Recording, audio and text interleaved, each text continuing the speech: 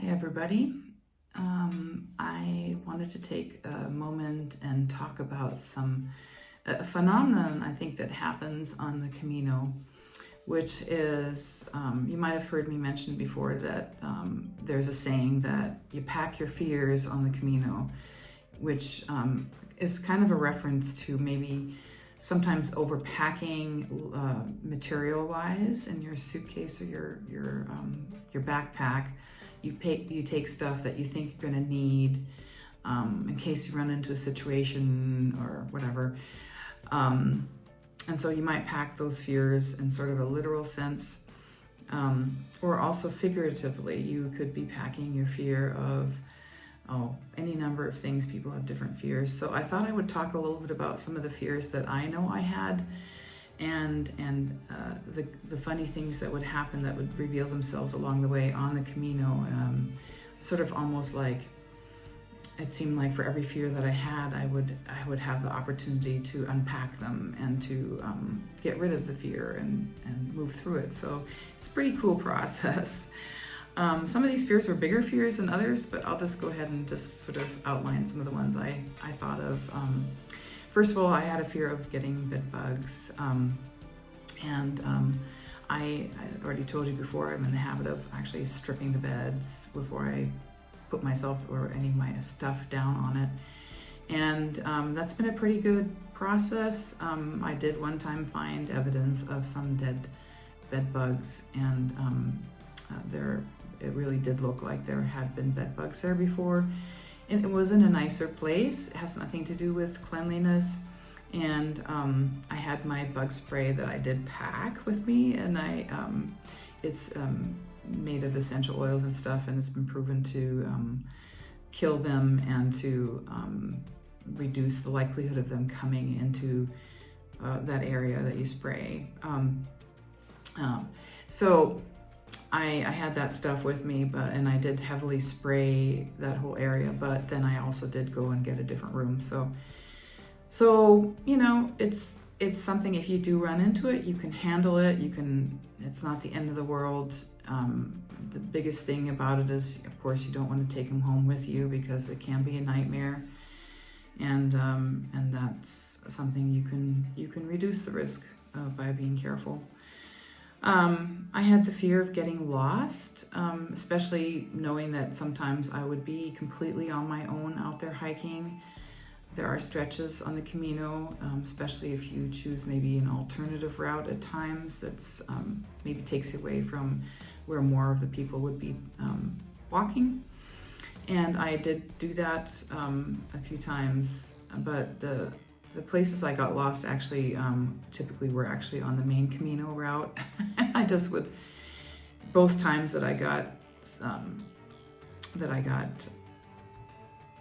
lost or took a wrong turn, I realized in time, and it's nice because you can usually see other moving backpacks. I saw some that were like across the way, and there was like, oh, there's some backpacks, people moving, and they're on a different road. I better get over there. So yeah, and I just kind of have gotten this confidence by now that I will figure it out. There's of course apps, which I tend not to use. I don't like them. I don't find them as user-friendly as maybe some other people do. I use Google Maps and the offline maps just to make sure that I could figure out where I was and where there is a road of some kind, even if it's not the road I'm supposed to be on, just to have that as a backup, and that's given me a sense of confidence, even though again I don't really actually use that most of the time either. I just walk and I try to follow the arrows, and when there's sections where there aren't any arrows, I always still eventually find one. So it actually works. It works without a phone, believe it or not, most of the time. So I know I was a little bit fearful of maybe getting robbed. Carrying cash around is kind of important. You can't do everything with a card here. There are places that still want cash. And also if you're just buying something that's under 10 euros, sometimes they don't want you to use a card. And that's reasonable. There's a lot of places when you're stopping in one of these cafe bar places, eating a little breakfast, oftentimes they call it tortilla. It's like a potato and egg based little fried up little cake thing, and they eat that a lot in the morning, and it's pretty cheap. It's like under €3, and that together with a coffee, you're still not going to hit the €10 mark, and then you're going to need cash.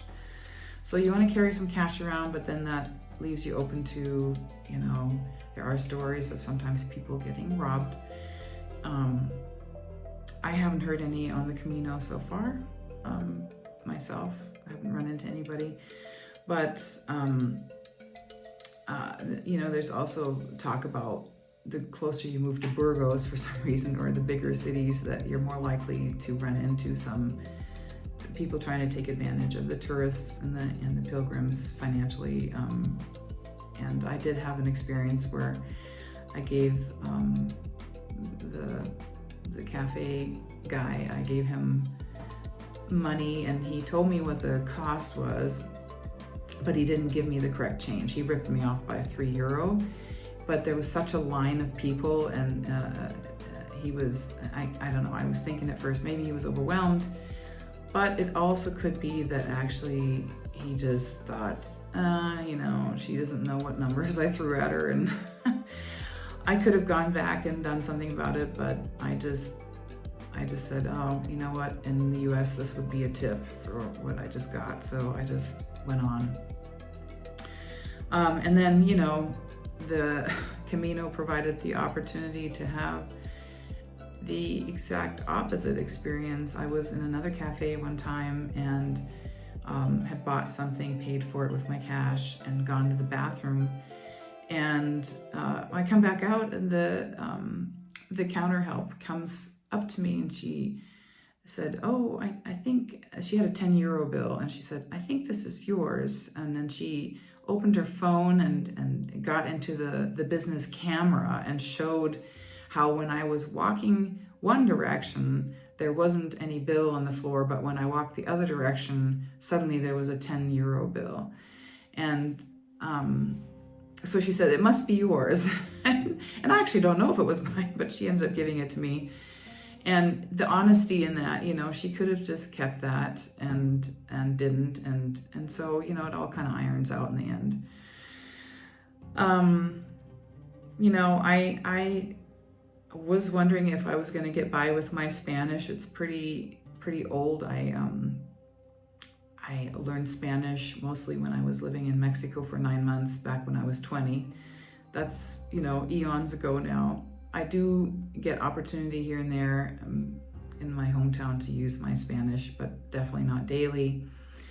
And I was wondering, am I going to get by with this well? And it's turned out that my Spanish is actually really good, apparently, because I keep getting complimented on it by the local people here. Your Spanish is really good. And I said, and then they'll make comments like, you just have a different accent. And I said, like an American accent? They're like, no, it's different. It's you sound different to us. So that's kind of funny. It must be a mixture of like my German and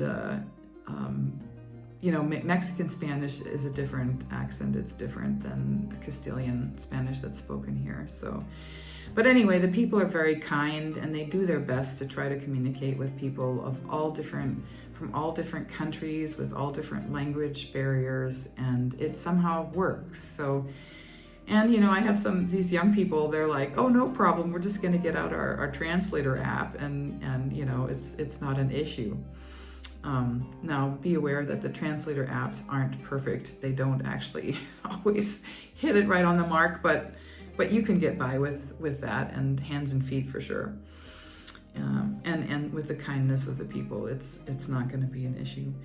I think I worried about my transport, my luggage transport. I had booked all my accommodations ahead because of that, and I made sure that the places would accept the luggage, because I'd heard from other research I'd done that sometimes some places don't accept transport of luggage. So if you are booking anything ever to do with this, then you do kind of want to find out the details of that. But what I found out too is if one place doesn't accept luggage, it's very acceptable and done that they just transport it to another nearby place, like a cafe, bar, or maybe even another albergue. They can work around that. These people are pretty good at what they do. They have it down packed. They've been doing it for many years, and you can trust them. They really do have it figured out. So I think I was worried about getting sick, and I packed all sorts of remedies, and I have homeopathics, I have herbs, I have my acupuncture needles, and I have used them. So that they came in very handy, not just for myself. I've been able to help other people that have gotten hurt or sick, and I think that was a wise use of luggage real estate, if you will. I am happy I packed that. So I haven't taken an ibuprofen yet, and I'm less than 300 kilometers from my end goal, from reaching Santiago. So a lot of people pop ibuprofen as though it's candy, and I think it's a bad idea of myself because it's really hard on the stomach. It's had associations with Alzheimer's, and it's just not good to take that medicine like that every day. And people are trying to deal with a lot of soreness. You get pretty darn sore on the Camino. It's amazing. One guy said that, I never knew I could sweat like this. Like he says, I've never sweat like this in my life. I've never been this starving in my life. I've never been this sore in my life. Never been this thirsty in my life, all the extremes. And I've never been so happy in my life. Like it all of it comes together like that. That you really go through some extreme tiredness, and yet also just really, it's great. There's this community here and this experience that's really hard to describe and put into words. You just have to kind of do it yourself. All right, so let's see. There was when I decided that I would walk the old Roman road. It's the longest piece of remaining Roman road in Spain, and I walked it over a period of 2 days, and it's also named Via Trajana, or Ruta Romana, and my guidebook said, you're not going to see a whole lot of people. There's really nothing out there on this piece, very remote, and very few people will choose to probably walk this. And you probably won't see much except for the occasional wild boar. And that got my attention. I'm like, whoa, wild boar. I don't want to meet a wild boar on my own. But what's funny is I didn't see any wild boar while I was walking it. But then later on another piece of the Camino, right really close to a rest area, I look over and I thought there was a dog sleeping on the side of the road, and I walk over there and it's a dead wild boar. So it was just kind of a chance for me to kind of unpack that fear too. I thought it was funny. It was fully intact. It must have just gotten maybe hit by a car and then walked off the side of the road and fell over there, because it looked like it was maybe sleeping. It was kind of crazy. So, and you'll see a picture of it in my videos. I took a picture of it, of the wild boar. I did worry a little bit about maybe would I not find connection, because I'm staying a lot of times for my own need for sleep. I'm staying in private rooms, whether they be in albergues or hostels, pensiones, or sometimes a hotel room. I know I really need my sleep, and I already struggle with getting enough sleep even when I'm not under these new conditions. So, I at the same time then I'm not putting myself in in the community and the easy access to community with that. So I have actually gotten to unpack that fear, because you just walk around these towns and you're going to run into the pilgrims, and after a while you kind of see some of the same people again and again, even if you're not walking with them every day. It might be that one day they're ahead of you or they're behind you, but at some point maybe you run into each other again, and this sort of this cyclical thing just happens over and over, and eventually you do see enough of the same people again. And so yesterday, after I arrived in the store, and it was a lot later because I walked 30 kilometers, and I was really exhausted. I took a nice hot bath with Epsom salts, which I rented an apartment here and had a bathtub, so it was nice. I got back out there and I was too tired to try to find a grocery store, come back home and cook. So I decided I would just, pop in somewhere and get something. And I'm walking by one of these restaurants, and the door, a lot of times they leave the front door wide open. And I spotted these people that I knew. So I just went over there and said, "Hey, can I join you guys? Are you eating?" And they're like, "Oh yeah, come on in." So there was 8 of us in the end, and we had a really good time. We laughed a lot, and we talked about, it's not just about the walking. The walking is sort of a filler in between moments that are the moments, and these are the moments you're actually spending with people that in the short manner of time, they're being very real and authentic, and they care about you and they care about each other. And, it's the way I would want my world to be all the time. So, we all have the chance to practice that in every moment of our lives. We can be kind, we can be understanding, we can give each other room for being different. And this is really living it on the Camino. So then lastly, the other fear I thought about is I had fear about the weather, being, at first I thought I was going to be too hot all the time, and there's no way around sweating. You're going to sweat no matter what. I'm been pretty thankful for the cooler days, actually, because it seems like it's more bearable, but I still sweat. You go uphill, you're working really hard, you're working out constantly. It's like a constant workout while you're walking. And you build, you're gonna sweat.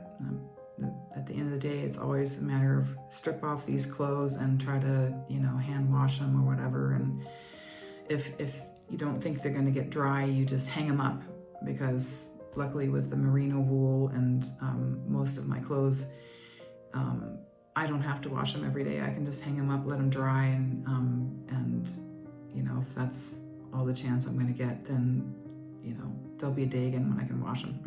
So, but rain is real. It's been a lot cooler than I thought it would be on the Camino.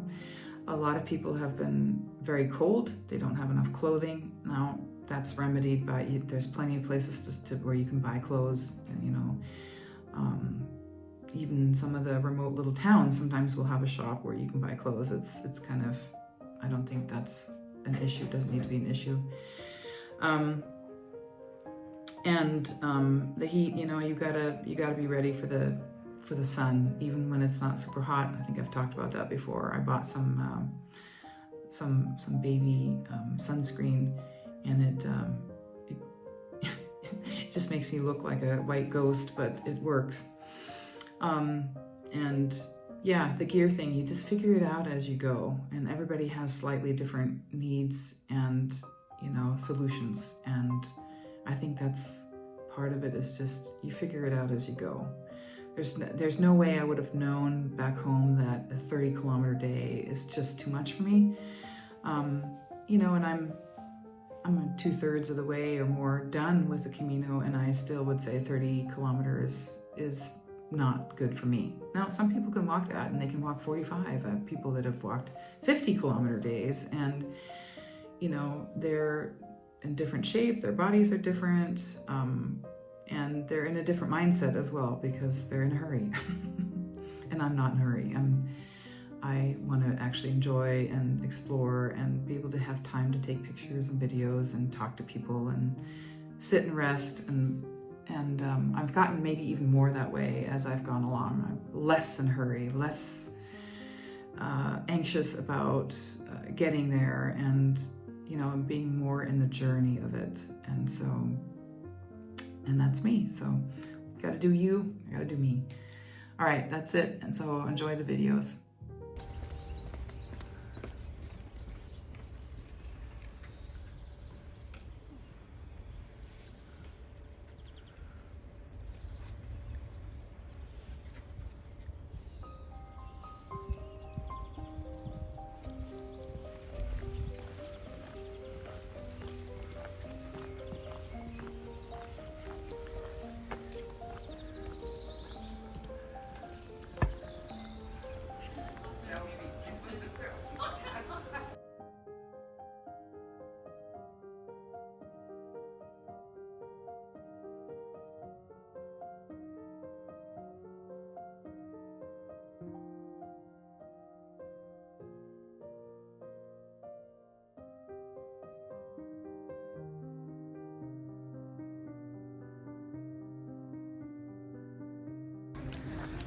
And I'm walking out of Burgos. And stop.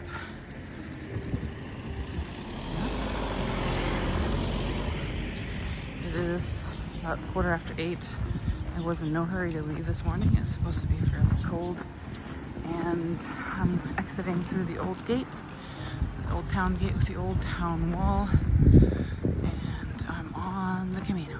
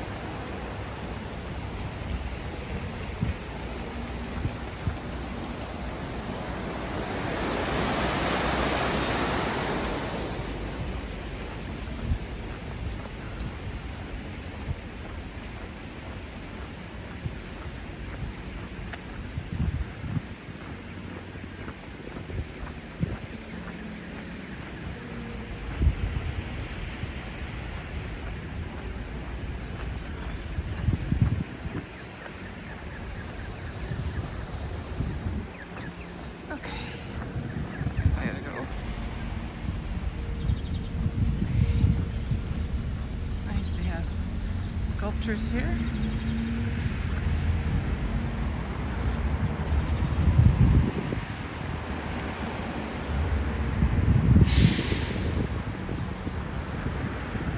Showing that people of all different abilities have done part of this Camino. Might not be able to go down the rocky hillsides that I've shown you at times, but people have done parts like this where it's paved. Yeah, it's the experience. drop my map here. Done with my map from Burgos. That's it. And on I go.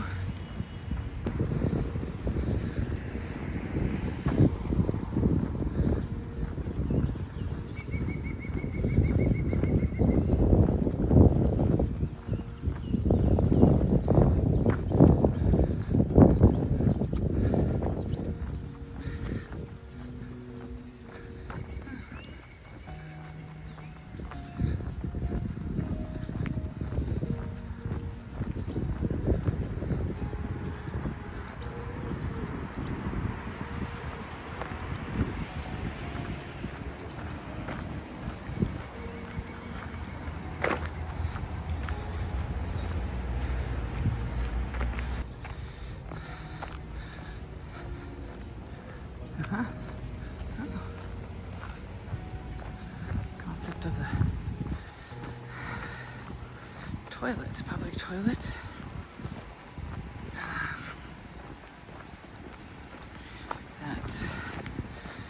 Well, that one was pretty bulletproof looking, not like the Portland Loo was sort of semi-private.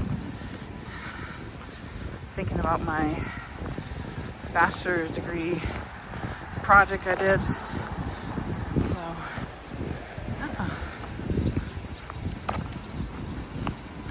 here's an interesting one. Sculpture. So, yeah. Okay. Do we know where to go? I guess saw that sign back there, but I got confused. I guess we have to Go this way? Okay.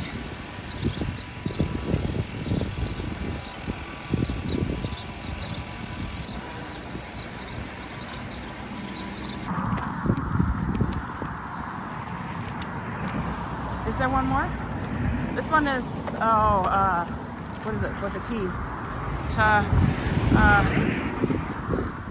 This is the town with the T. Tadajo? Tadajo? It's this big.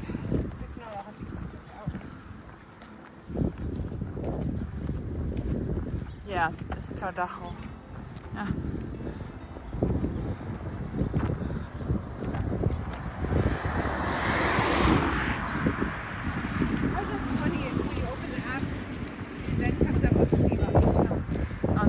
You want to say hi to Jassy? Hi! Jassy is from Idaho. Boise, huh? Boise. And she's a nurse practitioner like me, so yeah, we had a lot to talk about. Yes. The kilometers flew by. Huh? We are just about to enter Tardajos, and we're trying to figure out if we want to stop for a lunch. It's 10:20, or maybe even just a coffee or something. What do you think? Something. Hello. Hello, Storky Stork. Storky Stork.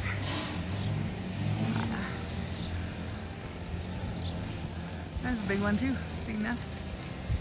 The storks are well loved in this region. That's good. Oh, yeah. Yeah, and you're gonna see them everywhere, and they love to be on the churches. I also knew that was a stork. Yeah. Yeah, those big huge nests are stork nests.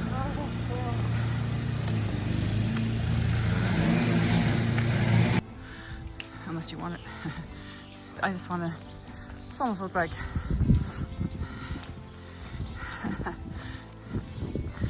it's funny. It's an interesting fountain thing. What is that? Is that old? Rabe de las something. Calcedias?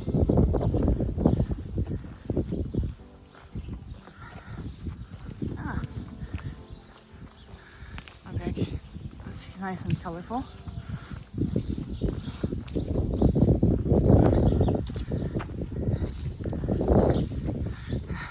Hola!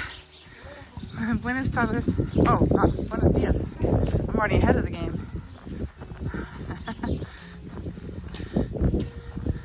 Nice big yellow arrows.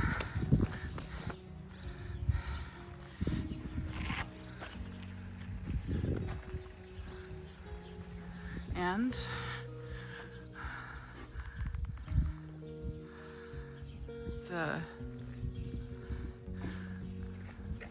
one of the most important sayings that I hold for my life is Gandhi's, be the change you want to see in your world. It's a good mantra.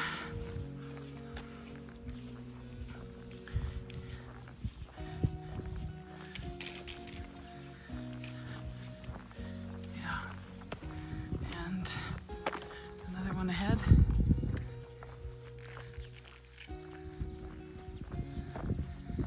As we're walking out of town of Casadillas, or I already forgot the name. Anyway, another little town.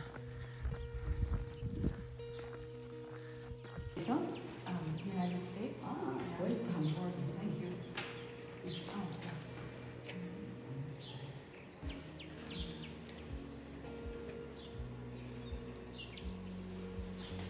Yeah, wherever.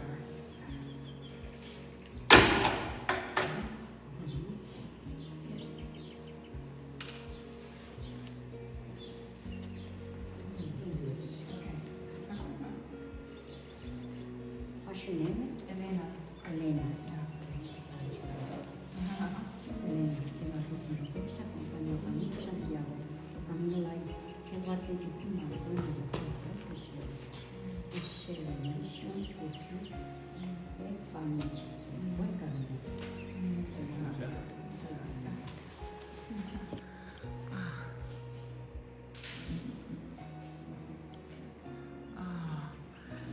Me encanta. Okay, here. I'm gonna walk up to this cross. We are at the top of the hill of the Meseta.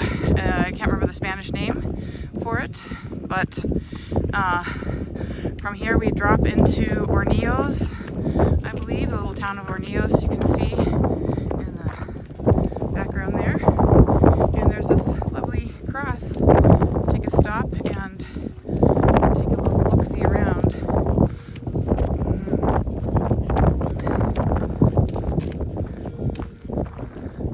I think I have 7 miles left. Oh, that's right. You count by miles. I'm trying to get 3 myself hours? used to the kilometer thing. Oh yeah, I could. I mean, I could, but I'm not. Times. So miles times 1.6. That's a kilometer. Oh. Yeah, I think we calculated about 10 more Ks. So just 2 5Ks to go. There, that's a good way to say it. Some more doable.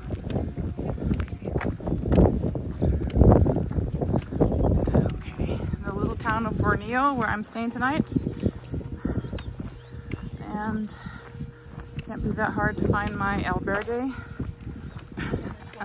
So don't blink your eyes, you'll be through the town. There's the meeting point. That was what that one woman was talking about. Yeah. And mine is either a former or current pottery place. And if mine is non-existent, then I'll be having back and staying in your room. That's right. We can always bunk up or throw down a mattress.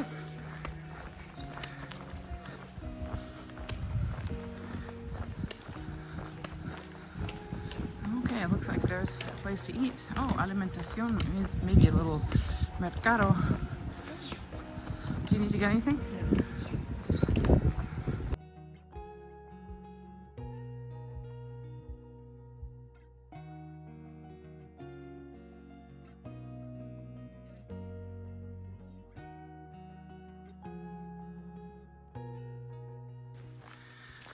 Hello.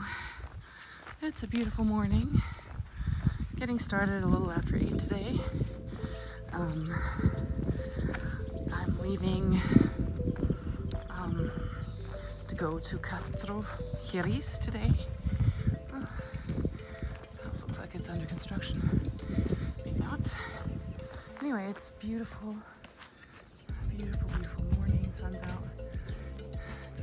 poolside. Here's me. And yeah, I had a really good overnight in the albergue Rosalia, and the hosts were really great. They saw to all of our needs. The dinner was excellent. Breakfast this morning was a buffet, and it was okay. For €5, that was pretty good. I liked that this place had lots of hot water. It did caution people that they use the sun to warm the water and not to waste it. So, but I didn't run out of hot water when I took a shower. And they had paper towels and enough toilet paper, and believe it or not, those things are sometimes in small supply in some of these albergues. Some of them don't give a towel at all.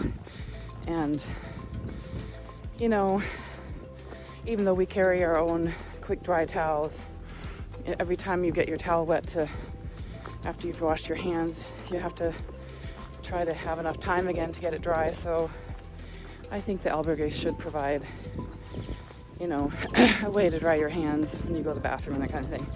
So anyway,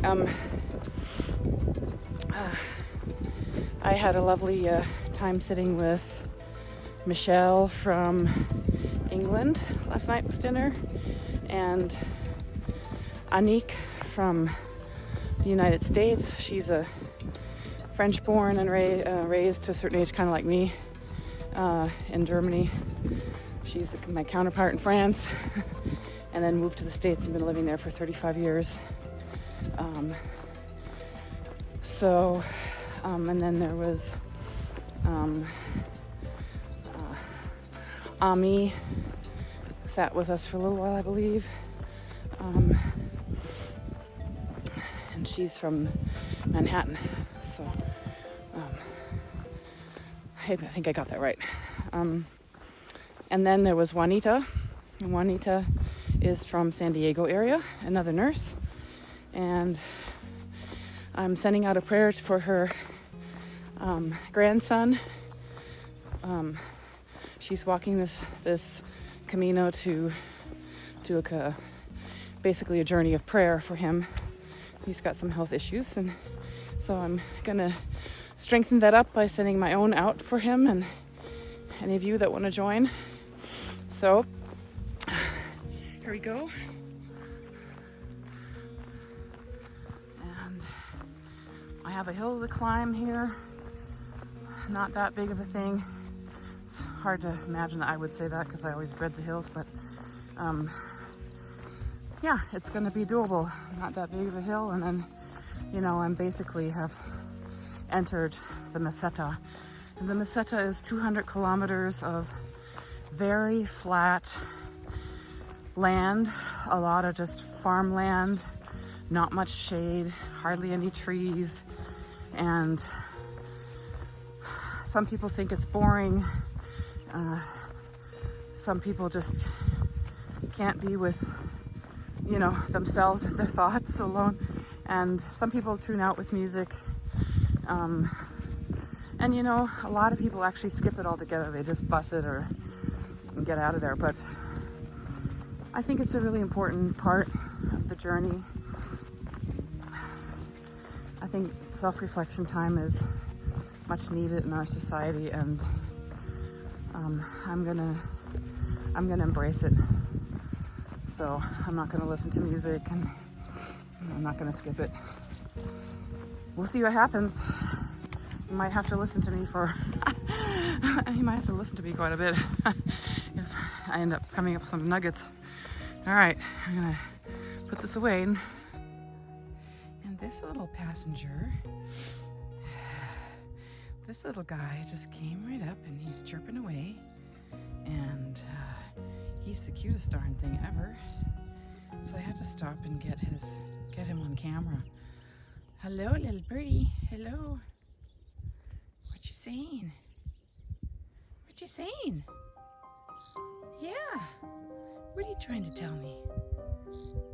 Oh, I have to journey on. Are you gonna come along? goodness.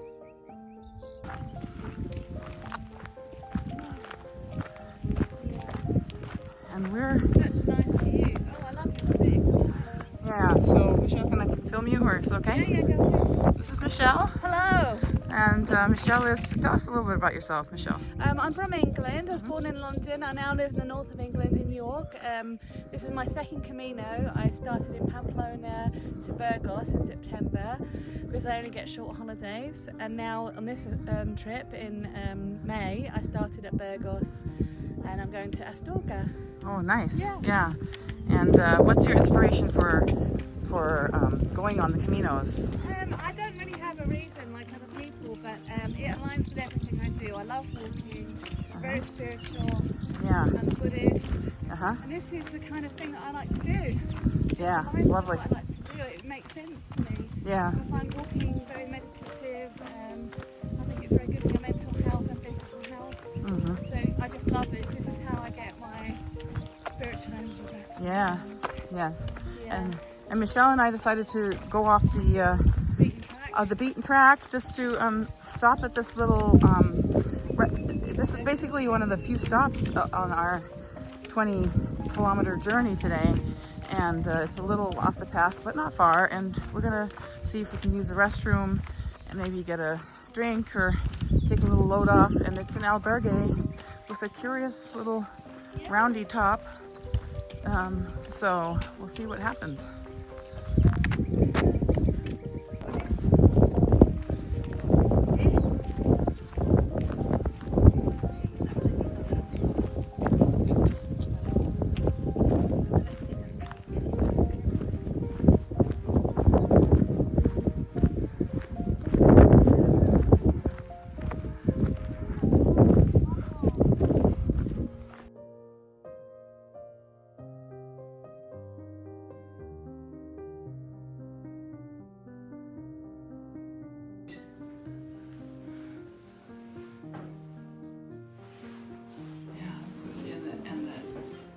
The ceiling is painted. It's beautiful. Simple and very beautiful.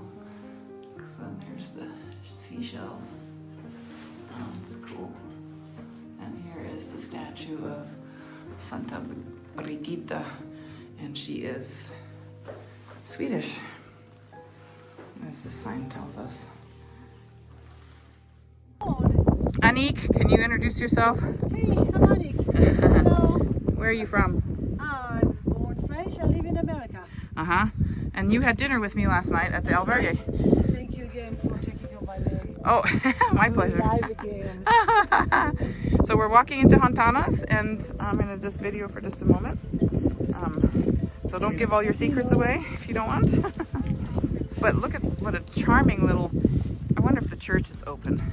That'll be very cool. And you know what I really like? Is the way beyond the village. Uh-huh. It makes you want to go there. Yes. Oh wait, we're going there. Yeah. And Anik and I, on our way out of town of Hontanas, came across this cute little pathway. It's just so charming.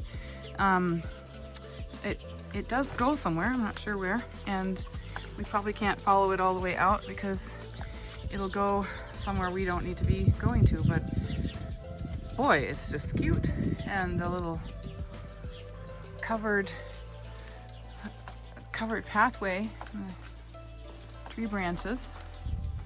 So something had to be captured. And off we are again on the path. There we go. Okay, I'm Ivana from Australia. And I'm Fiona, also from Australia. It's my mum, and we're doing the Camino because I finished school last year, so we wanted something to do. Yes. And Mom? Yes, so we decided 3 years ago to do it in Ivana's gap year. Oh, So nice. it's a challenge Yeah. to walk 800 kilometres. Yes. And we're almost halfway there. Oh, yay! Oh, thank you. And the wheat is being massaged by the wind. It's beautiful. I don't know if you can see that. And we're coming upon the Church of Saint Anton, we thought it was called. I'm not sure if it's a ruin or an actual church, but it's right up ahead. And we're gonna go and check it out. Yes, and here is the ruins of the Saint Anton convent that was built in 1400s. So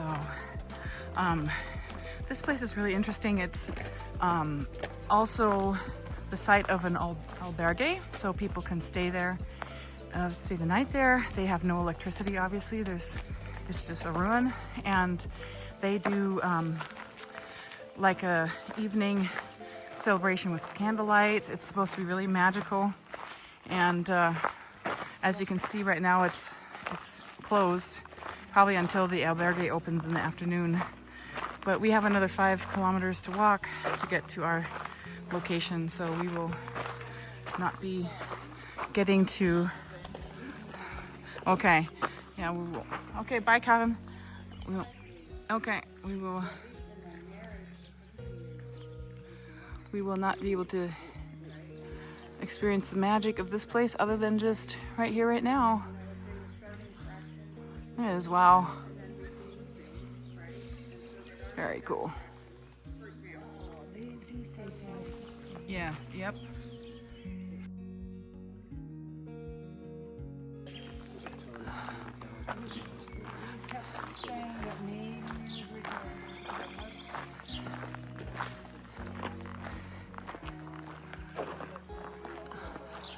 Yeah, the sky as your ceiling. Ah, beautiful. And here is the painted door. It's painted on the wall, probably because that's what it used to look like before it was destroyed. Part. And there are a little bit of the remains of figures here, but the sandstone is quite worn away. It works. It gets people to you know, buy in. No, I don't know. I think people have to be able to stand on their own 2 feet and think, and not buy everything that is fed to them. I'm going off. Hi everybody. I've arrived in Castro Xiris, and I took my dear sweet time today. The weather was just so perfect for walking, and I was walking with a couple of different women that you will have seen in my videos. I interviewed them. And I am doing some laundry. I have my little scrubber bag that I really like. Not everybody has this or needs this. It's not a necessity, but it is kind of sort of a great way to do hand laundry. And I will show you what I'm doing.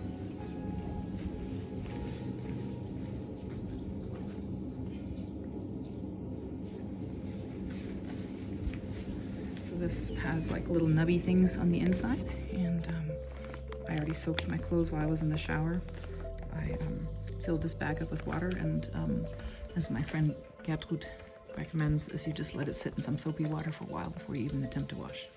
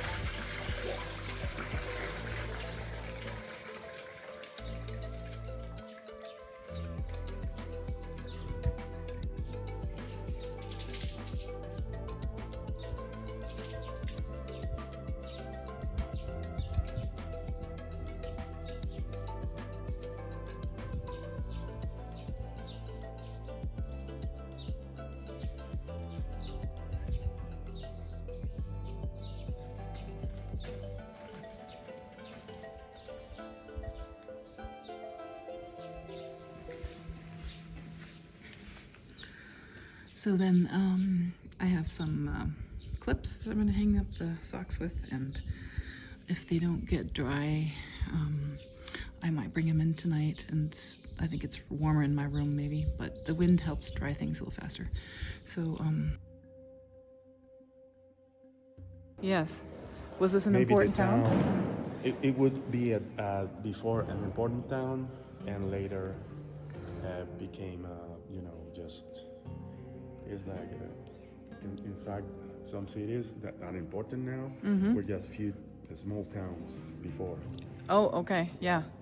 So- That happened with Valladolid. Uh-huh. There was a Oh, in uh-huh. the 17th century. Yeah.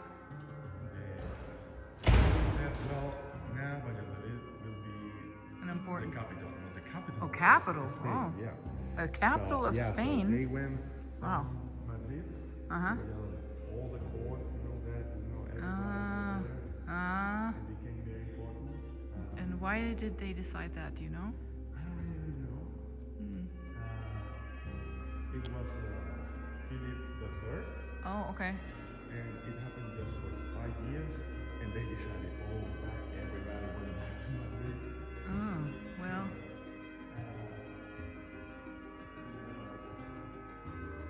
Jorge, do you want to say hi? I'm on my video. Do you want to say hi? Oh, hi. How are you? Tell my people who you are. This is my friend. I'm Jorge from Venezuela, and happy to know her. And the Can you first say person that I.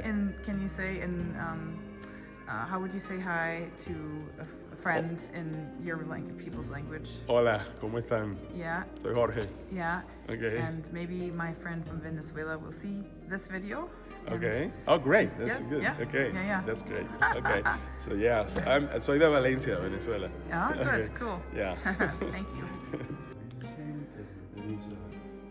You see the little holes everywhere? Oh, there's termite damage to this wood, but it's just gorgeous. Look at the wood. It gives this face just some life it's absolutely gorgeous.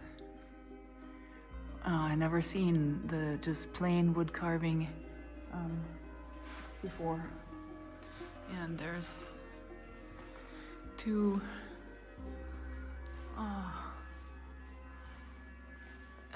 and I don't know who all these folks are that on the next to Mary. Do you know who they are by chance? The figures that this one. Usually, when Maria is here, now this must be a king The king? because of the crown. Okay. But he's wearing a dress? This one would be John. John. Because he's a young guy. Usually you okay. see the young guy and the apostles. And they're wearing dresses, long skirts. Usually, yeah, Okay. yeah. Usually, both men and women can use it. I see the broken column, and Yes. it must be mean something, but Yeah. all of those have some. Always when you see one with some keys in the Yes. hand, it's Peter. It's Peter. So you Okay. can be sure that. Okay. And who would this be? This is like Santiago himself, isn't it? Right here? No, usually I think it's Stephen. Oh, what? Stephen. Stephen. Okay. Yeah, Stephen. And the one with the sword usually would be Paul. Paul has a sword. Okay. But I don't know this with the how do you call it? He has one of them has a cross. It's like a no. Okay. Oh, This is Saint Anthony. Okay. This one is Saint Anthony, but this one Saint Anthony. it must be I don't know the one with this stick. Okay. Well, you don't. That's not Saint Anthony. Saint Anthony's in the middle.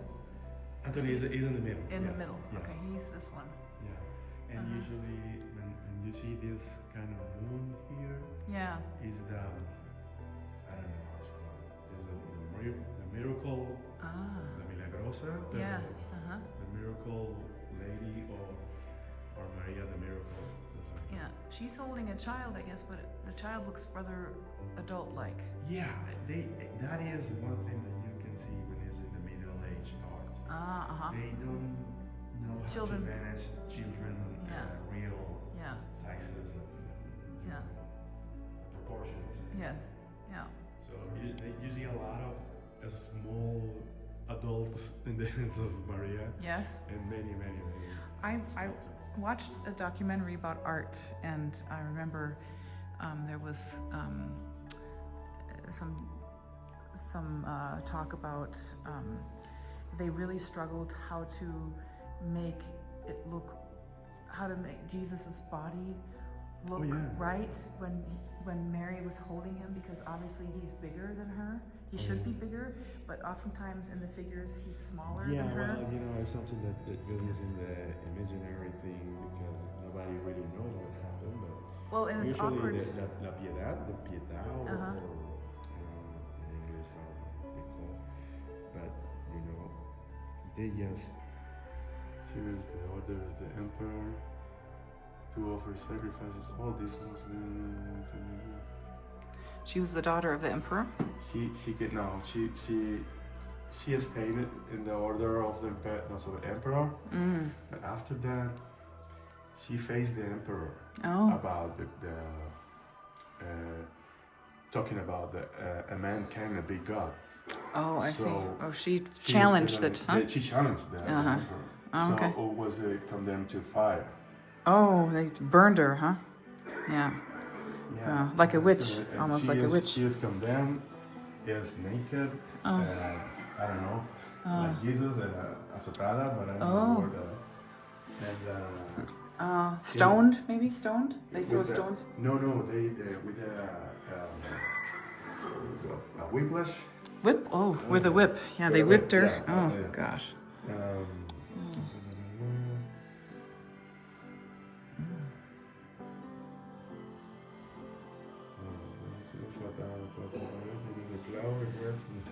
My God, she was really tortured. Oh gosh. This is about something. After all that, she was beheaded. Beheaded? That was probably her saving. Then blowing the blood from the chair. Oh well, it's part of the. Instead of blood, flew milk. Milk flowed. From her heart. Oh, interesting. Wow. The angels take her body Uh-huh. and was sent to the Mount Sinai, where she was buried. Oh, so this is, what's her name? Santa Catalina. Santa Catalina. de Alejandría. Oh, de la Alejandría. Yeah, wow. So- These people.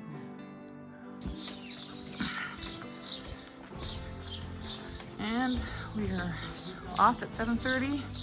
Walking with me today is Jorge. Hello. And Back here. we're on the way. We're gonna pick up Anik, and we're this little town. Oh my gosh, what town are we in?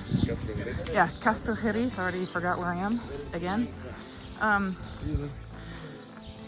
here is we're leaving the. I think it's a monastery, is it? Or I can't really tell the difference, especially when there's. What is it? Colegiata. It's like a kind of. There must be a school for Oh, okay. For the holy people. priests or Yeah. for holy Just people. throw them all in one pot. They're holy folks. Anyway, sun's coming out. It's beautiful. This town stretches on. I was already joking that it feels like we're walking out of Burgos all over again, but it's the smaller version of leaving Burgos. Up on the hill is the castle that a man named Paul was telling me this morning that it actually was really worth going to, because they have an original staircase that you can follow up like 3 stories, and they have like sleeping quarters. On the one side you can see how they slept, and then the other side was I believe he said was the kitchen area. So maybe I was wrong not to go up there. yesterday, but I had heard it wasn't worth hiking up to, and so I saved myself. So, I mean, actually it is not. It's a ruins, but Is a yeah. ruin. But anyway, yeah. So you make choices along the way. It's part of life. Going this way? No, we're not going that way. Right. Here. I'm going to sign off for now because people probably are still trying to sleep and I'm not going to disturb them. We are following a little tiny path of original Roman road.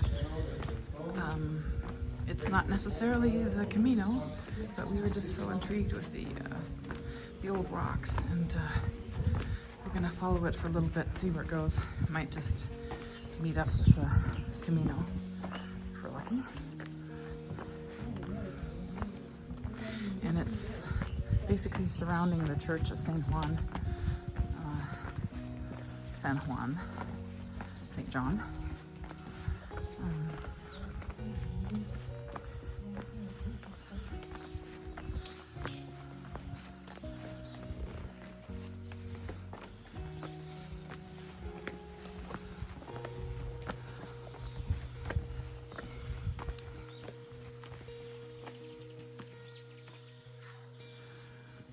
Look at the 5-pointed star up there.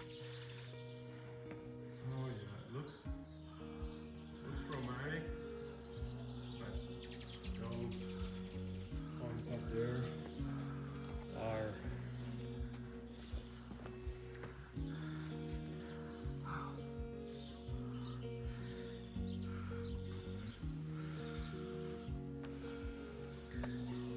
no kidding, it's amazing.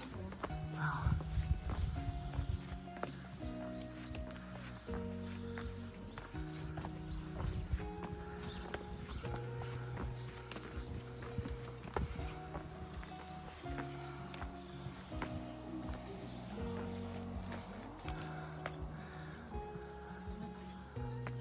Bells up there. It's promising to be a beautiful day, and we are ready to Camino on.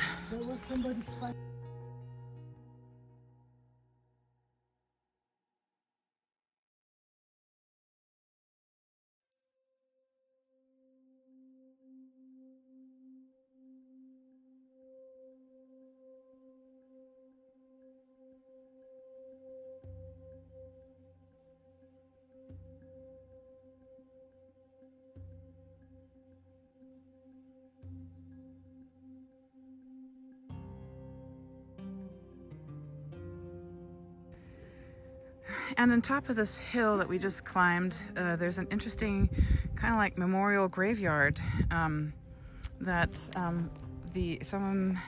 some people are apparently hospitaleros. This one here says Constance, somebody named Constance. But there are many hospitaleros that have memorials up here. And a hospitalero is a person who ran an albergue that was a host to other pilgrims.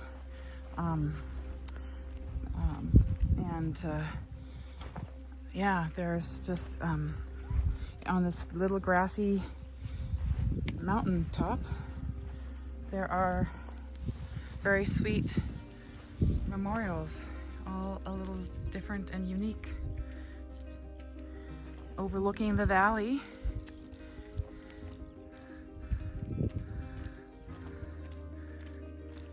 On the hill we just climbed. Probably, I'd say, how many meters of gain do you think we did? Jorge, how many meters do you think we climbed? 200? not that many. No. Are you sure? It's like a 60 or 70. Yeah. No. Yeah, no, just that. Yeah. Anyway, it seemed to go on forever. Just when you thought you were at the top, it kept going. If you can see it, just show it and I think it was more than 100 though. It's, yeah. well. But I'll look later. I'm kind of curious. I bet you what we've done. Yeah, you thought you're done and he keeps going. I had the clean that I bought yesterday. I'm good, thank you. You good? Actually, yeah, I just keep working it. Well, yesterday night, the pain was terrible. I didn't sleep because of the pain.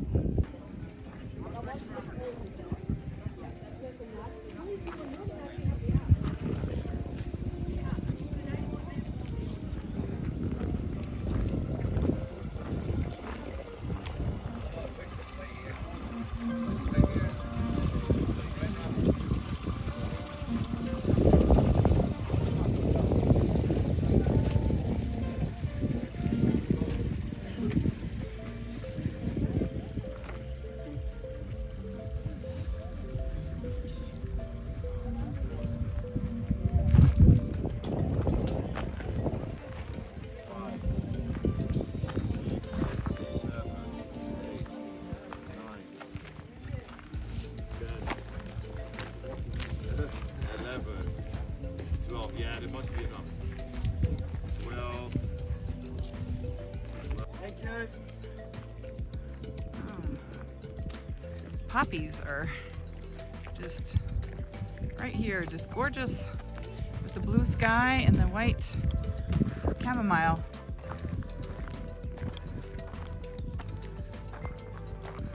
And there we go, back on the path. Yeah, it does make your arms work. Cuckoo, hello. What's making your arms work? Your heavy sticks. Oh, my heavy sticks. I'm gonna have Popeye arms when I'm done. No kidding. Okay. Look at that purple. What is that? Is that... Oh, beautiful. The colors. Oh my gosh. And then the massaging wheat fields here. The wind is massaging the wheat. This is a special kind of wheat. Some kind, it's not the regular wheat from back home. Oh, and here we have rosemary in bloom. The blue here. And this, I'm not sure what this is, but it's,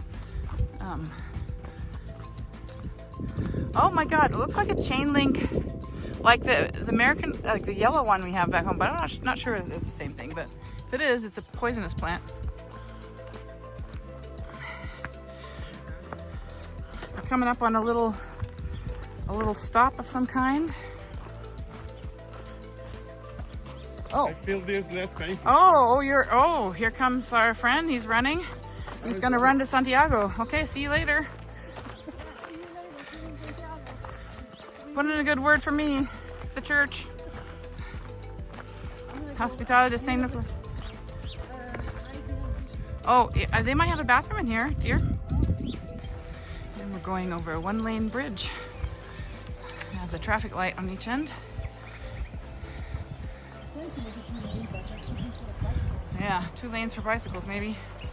But here's the river Pesqueria or something. It's a pretty wide river actually.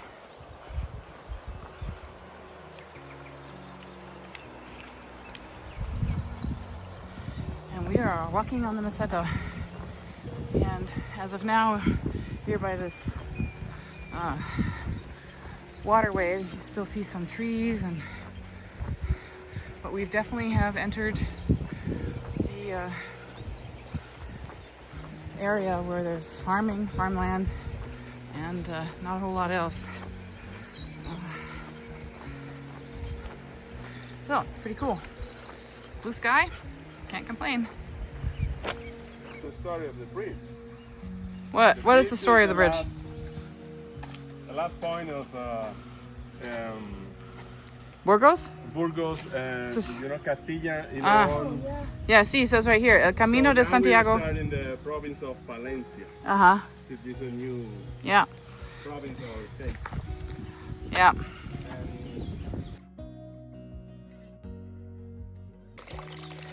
Morning, and we're starting our morning. It is May 9th, my dad's birthday. Happy birthday, Papa. And we have here a San Telmo statue and a nice little fountain. And I'm heading on my way out of Fromista. And I had a good night's sleep, but yesterday was a rough day. At the end of the day, I got completely overheated and I started feeling pretty poorly, actually. Across the road.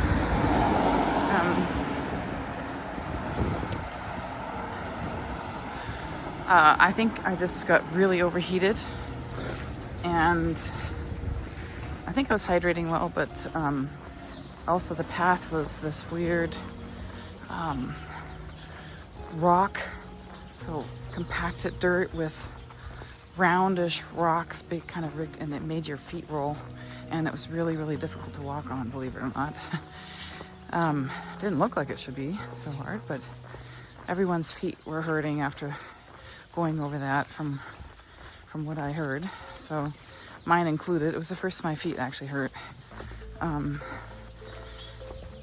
Yeah, so that was a little bit rougher.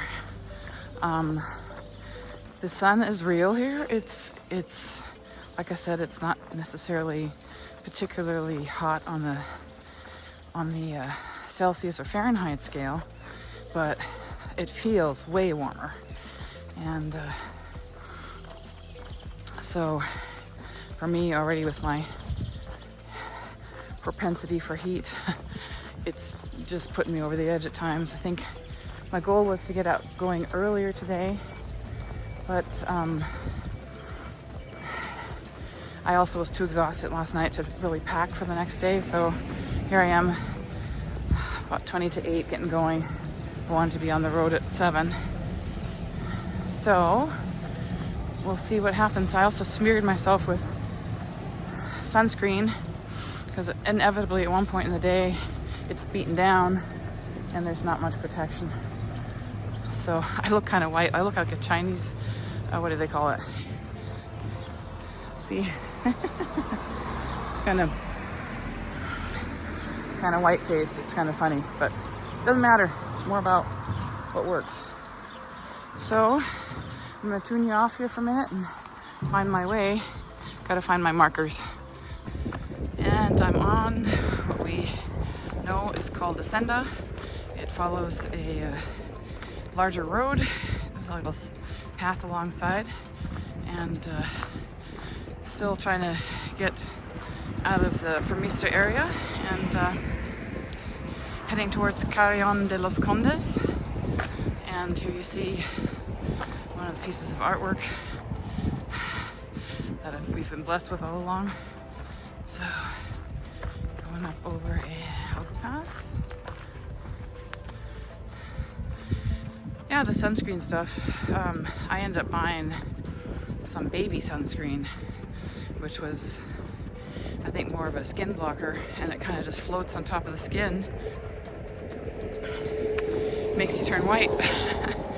Very white, but at least I know I'm not burning. Have to keep my hands protected as well, because while holding the poles, they receive a lot of light, a lot of sunlight.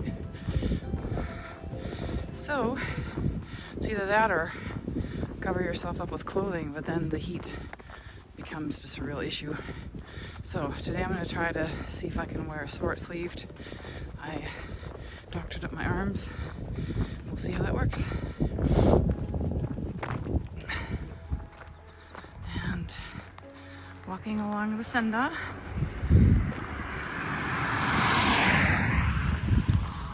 And it's nice and cool this morning.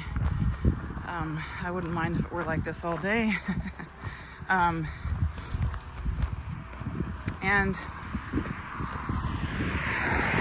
this part of the Meseta, we still have some trees. I think after Carrion de los Condes, that's gonna get a little bit more rare, I think, trees. And some people describe that as being the beginning of the Meseta. But my friend yesterday was saying that in her book, the Meseta could be considered to be 8 sections, and that yesterday we had finished the 3rd section of it. So maybe after today, I'll be halfway through the Meseta, according to her book. And anyway, pretty soon, I think tomorrow, I will be approaching Sahagun, I won't be staying in there, or really, I'm just gonna stop there and get my halfway certification because it's the halfway point. So I believe that's tomorrow. So that's exciting. Walked a long ways. And I'm about to leave the little town of Poblacion, and I had a decaffeinated coffee with milk. And here is the bridge leaving town, and the river, Rio Uziesa. Not sure I'm pronouncing that correctly. And I'm going to be taking the alternative route, which goes here to the right before you cross the river. And that way I can go on the more natural path along the river, which is always my preference to walking alongside the road. And I already gave that advice to some other people, so they're up ahead of me. And I know I have some other people on the path. Kind of a neat trick, huh? And along my walk here, along the Senda, I just left a little town a little bit ago and I had a second breakfast. It's partly to lighten my backpack. But look at the name of this town. It's Villarmentero de Campos. It's, I think it means lying village in the countryside. Lying as in to lie. Anyway, strange. Okay, so here I have a moment where I can film some of this meseta. It's really just farmlands as far as you can see. There's the path, it's pretty straight. We're going along a highway here, but actually, all things considered, it hasn't been too busy with car traffic. Might be the time of year and day we're in. It's overcast today. I'm thankful for it because it's keeping everything cooler after yesterday and that awful overheating that happened for me. I'm really glad to have this this buffer, a little bit of a break from this. And I'm coming up in a little bit here to a town that's the town before Carrion. So from this town it should be another 5K. So it's been a pretty good day. What makes the meseta hard, perhaps, if I can judge this, it might be because there's no real places to stop and rest. There's no benches along the way. There's no place to really sit down unless you just park yourself among the herbs and flowers and rocks, and that's certainly doable. And I I have my sunscreen on today and don't need it, and go figure. And when I needed my rain gear more, I didn't have it. It seems like I'm dressed for the other success most of the time. So that's funny, but it is kind of hard to figure out how to dress every day, honestly. It's a little bit of a crapshoot.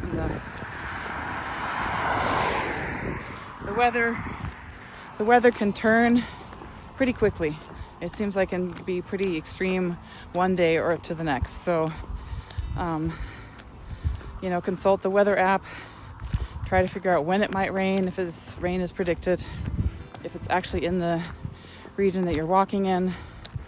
And yeah, yesterday I didn't apply my sunscreen till I was out there, and I really don't like the feeling it leaves on my hands, and so I thought I'd get ahead of the game today and applied my sunscreen.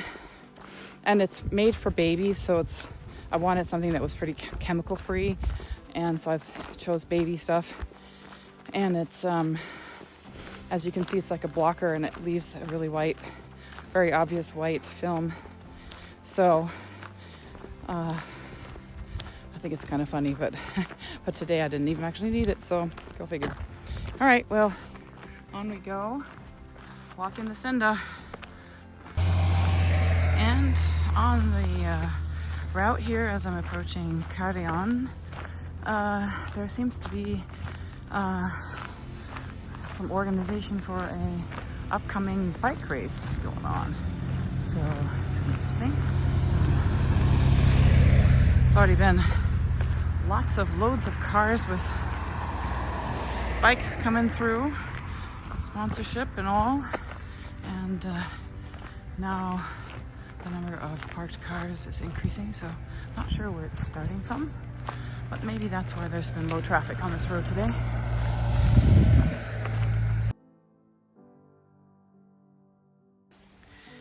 And here is a river.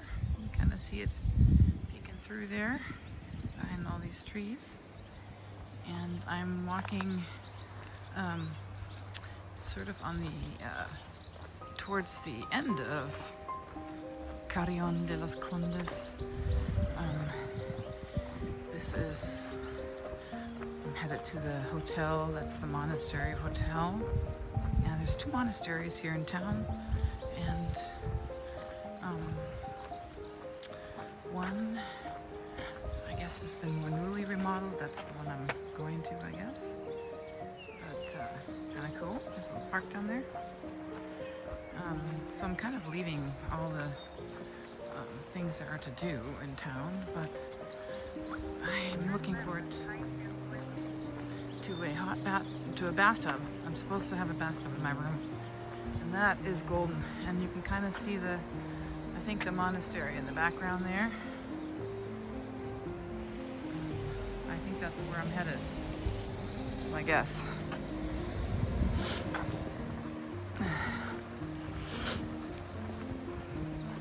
Today was nice and cool, but just as I was coming upon town, about a half a mile out, it started pouring, and I was not counting on that, honestly, and I did not have my poncho with me or my other rain gear, so I got completely soaked. Nice door over there. But we dry quickly, especially with merino wool, so I'm just gonna make my way over to where I need to go, and then, ooh, look at that old. Yeah. Rio Carrion. I pronounce this correctly. Carrion. Okay. Anyway, I'm wobbling a lot because I'm carrying my other phone and my sticks, so it's a lot to manage. Yeah, so the weather can be very unpredictable. I mean, I knew it was going to rain today, but it said it was going to rain later, and so I took my chances and didn't pack my rain gear handy in my backpack because I was already weighted down with 1.5 liters of water, as there wasn't going to be any place to get water along the way, supposedly. So anyway, I'm going to stop this video for a minute and walk better. So here is the hotel. It's the remodeled monastery, or that's what I believe it is. Monasterio de Zanzoilo, and supposedly you can get a tour of this, but we'll see. We'll see.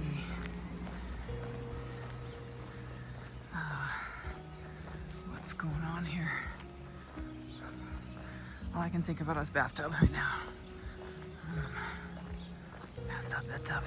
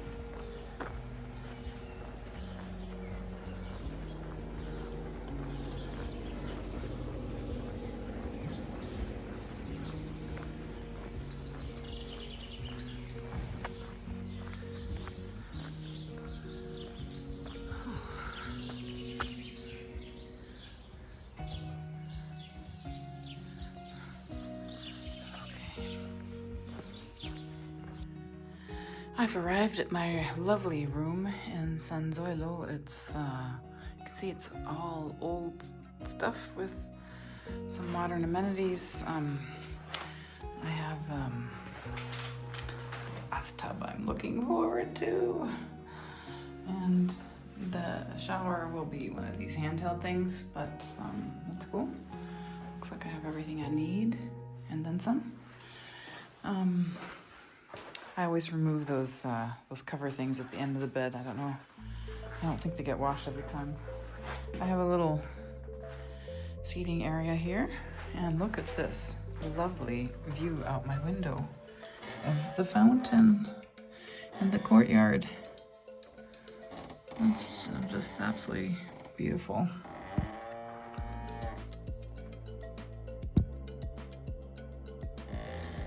But I think for now I'm gonna get ready for a bath and do what I need to do. All right, I'm all wet still.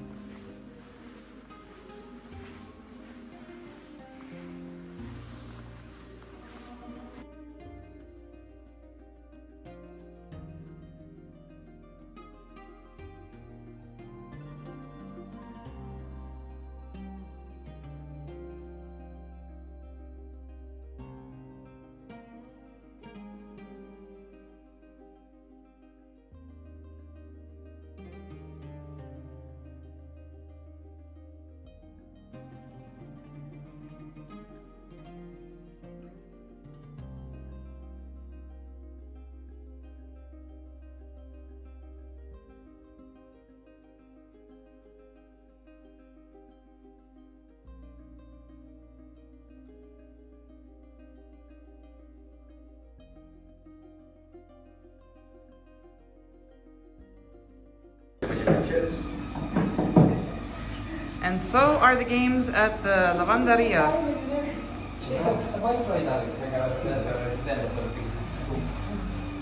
They could make it Spanish. My wife would be so proud. She does not know I know how to do this. What's your wife's name? Bernadette. What is it? Bernadette. Bernadette. Okay. Bernadette. Good. And she would be absolutely amazed. She would. if she You saw washed the way and dried we, it. Is it the real same men- size when it came out? Yes. Okay. The way the real men can do and sort of get by on a wet day on the Camino. I'm telling you. They're all wearing If their you ever meet bussies. her, do not say you saw this. Yes. Oh yeah, because telling you. The others were discussing colors. We have an option of salmon Keep or that. fuchsia. Keep that thing away from my Okay. jocks. Okay. Away. So Only very few women get to see them. we've never seen underwear before. I don't know you that well. Oh yeah. Well, we haven't seen your underwear before, but we've definitely seen underwear before, haven't we? Anyway, the real men So probably wouldn't surprise All them. right, there you go. You just tell. Okay, you pull that. Oh. Pull that in like that. Whoa, whoa, whoa! Is this man good or is this man good? Look at that. Oh, this is brilliant. That's gonna fit in the bag for sure. Okay. No need to sit on it. What's happened to zip now? Is the zip complication? It is. It's Is this a Canadian jacket? must be a tennis guy. Or somebody else's he borrowed. You should go for the The only Ontarian clothes I own. Shouldn't he? You should go for the Ontarian Award. Don't start on that. Ontarian Award. He wants to talk about the Ontarian, yeah. He's in for that. Are you in for that? I get for the OOO. The Order of Ontario. On a level of good They wouldn't words. know. Listen. In the words of a famous rapper, they wouldn't know. They not like us. On a level. Terry was here. Who are they talking to? Who are they talking to? Drake. That's On who the they're level talking to. of good words. They're not talking. But when that goes for just call There it we go. God almighty, almighty, almighty. There's 2 out of 10. There you go. There you go. So I don't you're know. going to get a look at the briefs, I dude. can't wait. No, we'll turn it So off. good things come in time. We'll turn it off for the briefs. For the scary thing knickers. is the ones with the teeth marks on them. But we will not mention that. I told you about that. What stays on Camino stays on Camino. There's a lot to be said about having a relationship with a sheep. I'm just saying. No, that's not proper. No, look, that's... Oh, no, Ontario. You can't do that. Okay. What's next? Come on, don't forget, we've got this on a timer. I did mine. Oh, yeah, yes. But it's like a show jumping. There could be a time, folks. It's 7, I'm afraid it's only got. It had to be taken, yeah. Spain is the only place you can come and do your laundry and have somebody make a YouTube video on it. Don't post it again. No kidding. Saying. Well, Oh, this is a You nice put those practical. together, you like these pants? Yeah. Lululemons, you ever heard of them? There we go. you have Lululemon pants? They are Lululemon pants. Oh. I couldn't afford There's no them. crease in them. My son needed Is it sun gift? Ah, no, he's rolling them again. rolling. Rolling, rock. Tina Turner.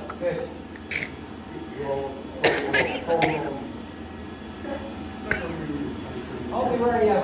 What's that? That was last night. That was after. But you guys take notes, so once you become bachelors again, then you'll know how to do all We are taking those and you're taking the wrong time.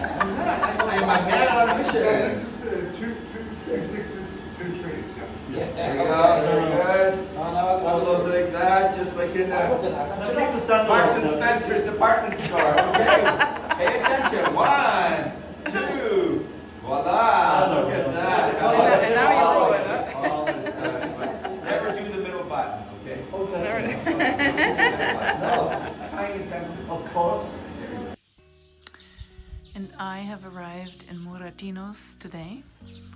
It was a very, very rainy day, and I decided I had taken on too much in my planning when I planned 31 kilometers, so I actually took a cab today, and I'm not sorry for it because while my goal is to do the walk as much as possible, I'm also really committed to staying healthy, and I seem to just be a little vulnerable, and I don't want to be sick when it's time to come welcome my baby grandson into life coming up towards the end of the month. So I'm playing it a little safe. And the crocheted pieces here and the little square of Muratino are really kind of interesting. They have made the flags of different countries. This is the tiny square of Muratino's downtown. And what's really cool is that no matter how small a place there is, there seems to still be investment into a playground for children. I think that's really wonderful. Wonderful statement. So here we've got I think the Danish flag, and some of these are scooted together. I can't see them, but anyway, you get the drift.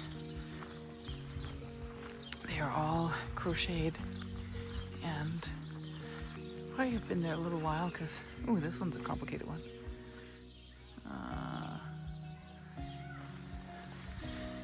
Maybe some of you are better at reading flags than I am. I don't know my flags too well.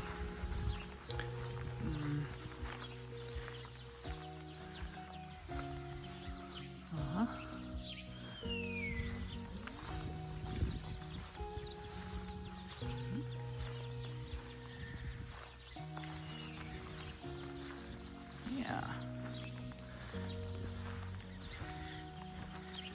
Pretty cool.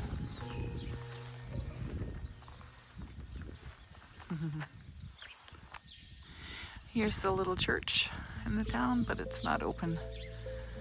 So I'm gonna head back to my albergue. And my albergue hosts are Italian, and they're gonna cook an Italian dinner tonight. So that should be pretty good.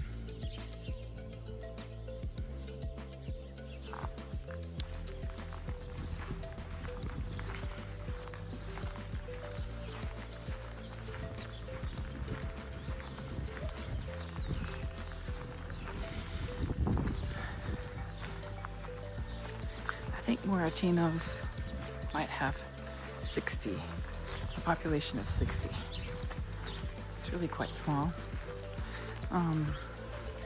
And tomorrow, it's a good starting point for me tomorrow because I'm going to be walking to pretty much off the main Camino trail the whole time. So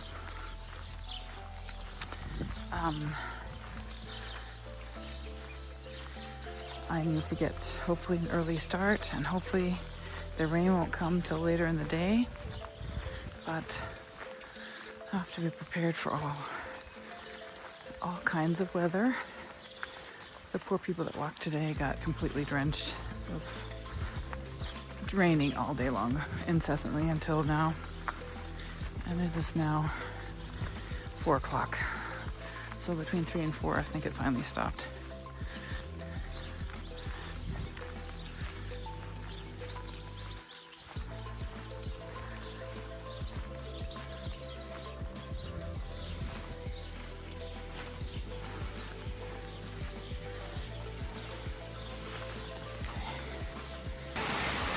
And it is hailing. You can see the little hail balls pop around. Yeah. Yeah. So those poor souls that are still out there walking. Oh yeah. Camino provides an experience for everything.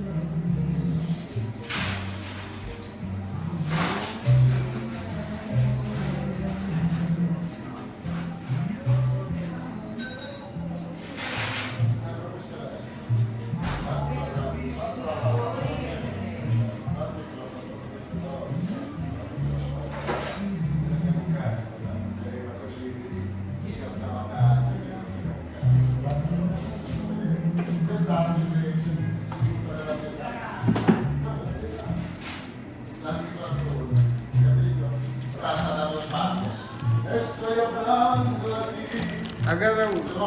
Big one. This is for you. Oh, oops. Okay.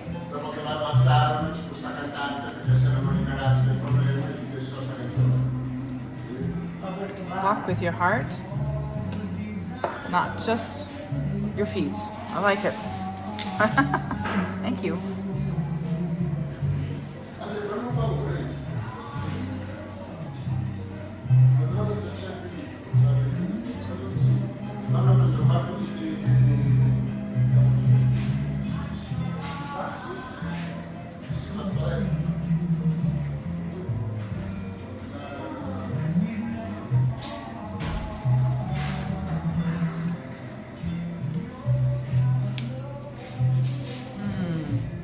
Very nice. Yeah, that's beautiful. Food is here, yay! We're hungry. Oh, bon appetito! Dig in. This is my first pilgrim day. Oh yeah, right. In 16 days. We haven't had like a proper. Oh, this is actually, yeah, I haven't know if I've actually participated in a full birthday to you.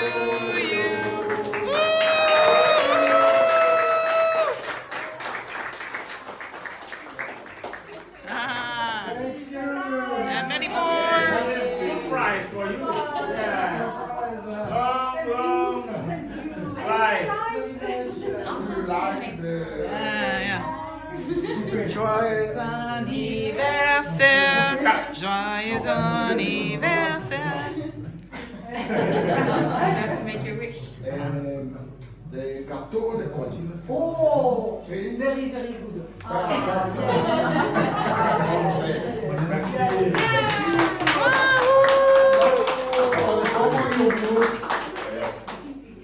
Yeah. Okay. Caffè? Yes. Caffè? Sì. Americano. Sì. Caffè? Caffè. Francese. Coffee. Coffee, yes. Quick little, you guys are on like, oh, hello. Hola.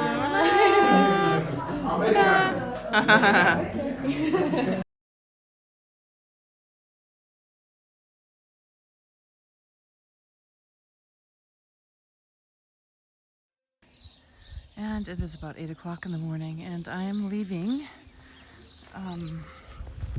Moratinos, and looks like I'm kind of on the same schedule as a lot of the other pilgrims. This place is almost just albergues and a few houses, and but still kind of magical. And there are the bodegas, which are the wine makers, and I missed this, but they have literally have like wine storage inside of the hillsides, or dug out into the hillsides. I saw it yesterday, but didn't get a picture, and I'm anxious just to get going because I've got probably a 5-hour walk today, and I'm trying out my hiking sandals for the first time. It is supposed to rain around noon, and we know how accurate that can be, so I have to be prepared for rain today. So I've kind of waterproofed myself, which means hiking sandals is it. We'll see how it goes. It's all part of a greater experiment here. Okay. And I'm coming up onto Sagun. It's in the distance there. Sagun is considered the official halfway point of the Camino. However, I actually think that the halfway point of the Camino from Roncesvalles is the Sagun, while if you start on the French side in Saint-Jean-Pied-de-Port, I was reading somewhere that actually that might have already been in Condes, Carillon de las Condes. So, either way, I will be halfway through, and that feels like an accomplishment. Looking like it might rain around noon or even sooner. And I have adopted a waterproofing technique that I learned on one of the videos I watched, and that is to wear my toe socks that are wool.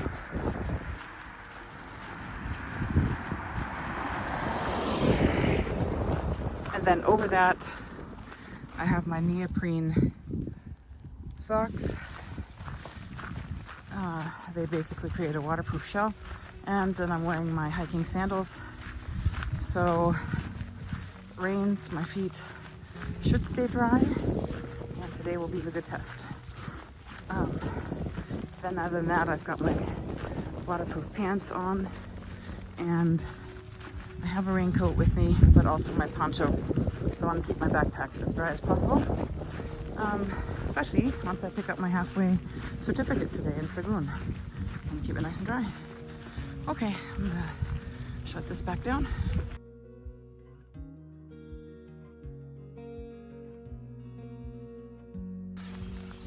Oh, it's turning out to be a great day so far. The birds are chirping, and I'm coming up onto the very well-known halfway marker of Sagun.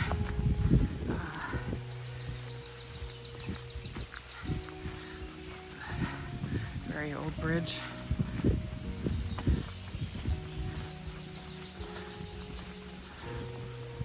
And a very old little chapel. I'll have to look up again, read up on it to see what it is, but I know it's old. Okay, and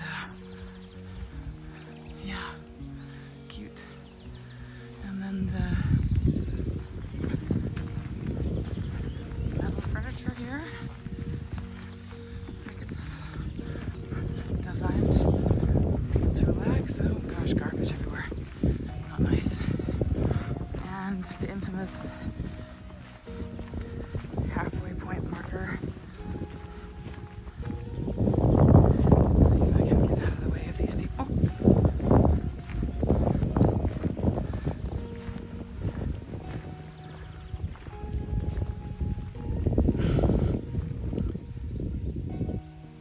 Gründer der Stadt Sagun. Aha. Der kommt. Ja.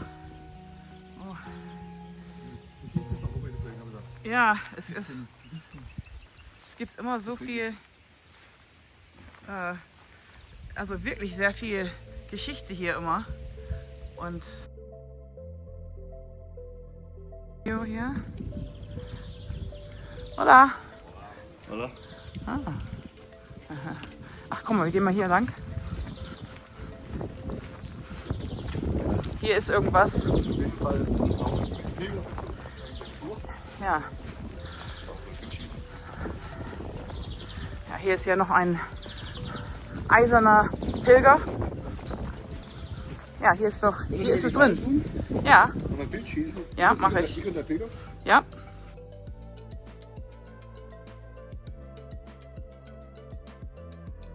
Was war immer? Ah ja. Das war früher alles. Ja. Was heute? Und da oben ist der Storch, guck. Da oben Storch. Oh, super. Das ist jetzt auch Hallo. Storky. Was heißt die Staub in Englisch? Stork. Ah, okay. Mhm. Cool. Aha. Einfach zwei. Und hier, die lieben ja ihre Katzen, die Spanier, ne? Die haben überall Katzen. Massenhaft. Und Hunde Ne? auch. Ja. Aber glaub noch mehr Katzen. Also die habe ich immer auf den Videos gesehen. Mhm. Ja. And I just took the turn off from the main Camino to Calzada de Coto. And from here, I think I have another 8.5 kilometers to walk, and I might be just by myself here because this is the alternative route, and fewer people will probably take this, and it leads to a very tiny place with just like 2 or 3 albergues at most. So my ankle's a little sore on the left because I am wearing the sandals today and not my full supportive shoes and my orthotic inserts. So we'll see how it goes. Easy does it.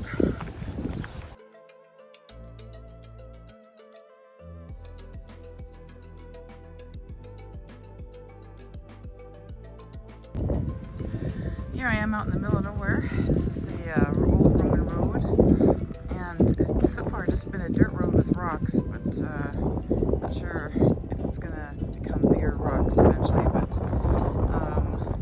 just took a little nature break, and thank God for the Kula cloth. I would highly recommend that for women.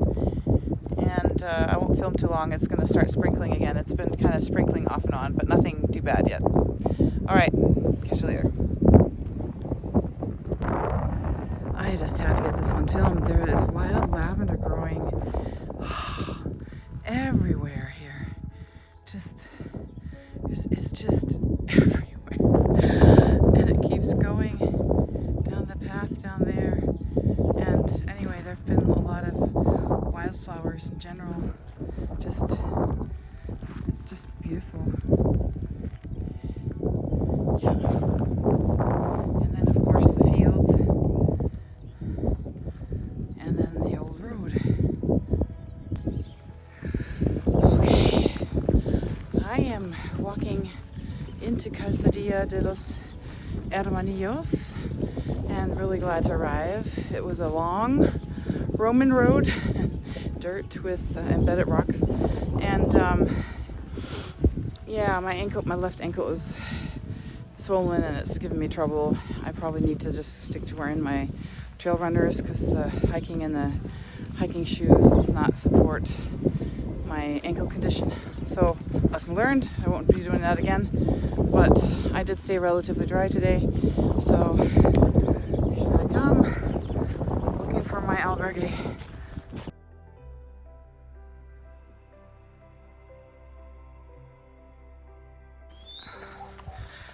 Oh, good morning.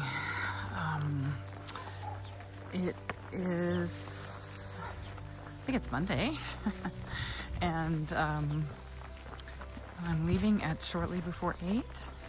Had a nice full breakfast, fried eggs, and it was supposed to be bacon, but apparently they ran out of bacon and they served me these 2 fat, thick slices of, well, it was, I guess you could call it bacon, but it's more the kind of stuff used for flavoring. And the amount of fat was in it would have been enough for a big cook pot. Anyway, I told them I couldn't eat it. They refunded me the money. So it was like, oh, I said, the picture shows bacon, real bacon, American bacon. And they said, yeah, we ran out. I'm like, I'm sorry, I can't eat this. And they gave me my money back. Anyway, on the Camino, gonna catch the second part of the Via Trajana, or the old Roman road, and catching whatever nice little statue this is of Jesus. Yep. And my friends from the UK, Buen Camino, who are walking way faster than me, so I'll be looking at your boots, boot prints. Okay. All right.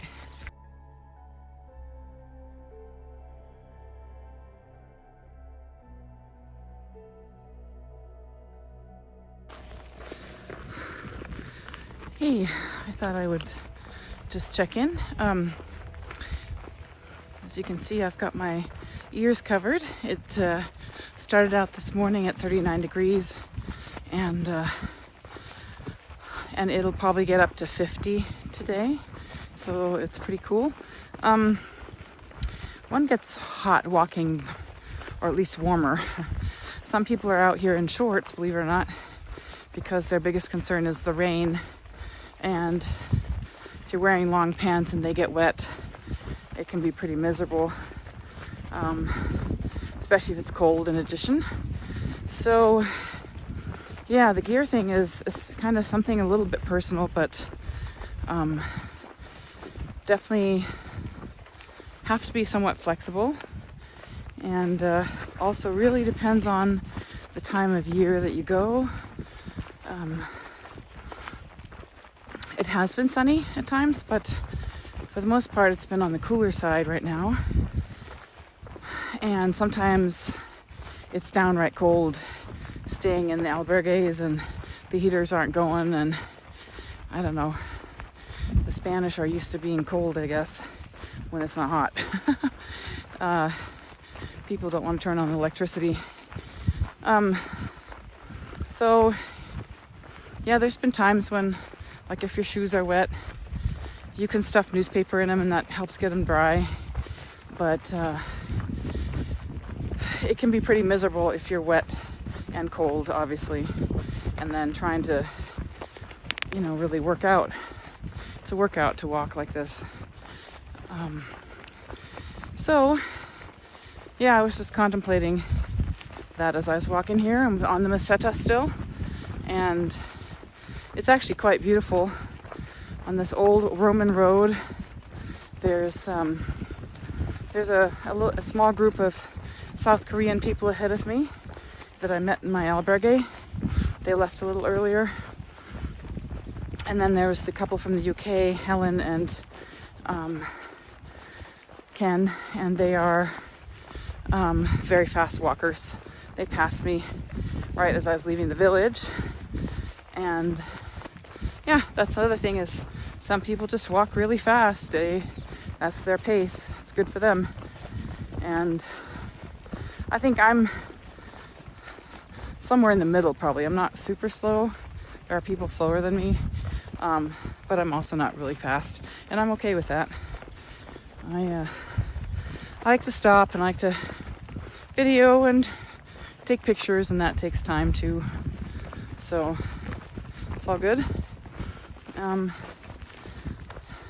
I usually have my poles out because they are useful for especially going up hills, sometimes down hills, but also on this rocky stuff, they can help provide stability. Some people use the poles to like push themselves forward, kind of like almost like cross-country skiing. You use your poles sort of as a push-off and can facilitate using your core muscles more. So there's all sorts of ways to use them. I've kind of tried and played around with them a little bit. But as one walker friend said to me, your poles are really heavy. She's got the really lightweight, expensive ones. Mine were just some $30 jobs on Amazon, and I quite like my poles in general, but they probably are a little on the heavier side. I notice it when I put them in my backpack.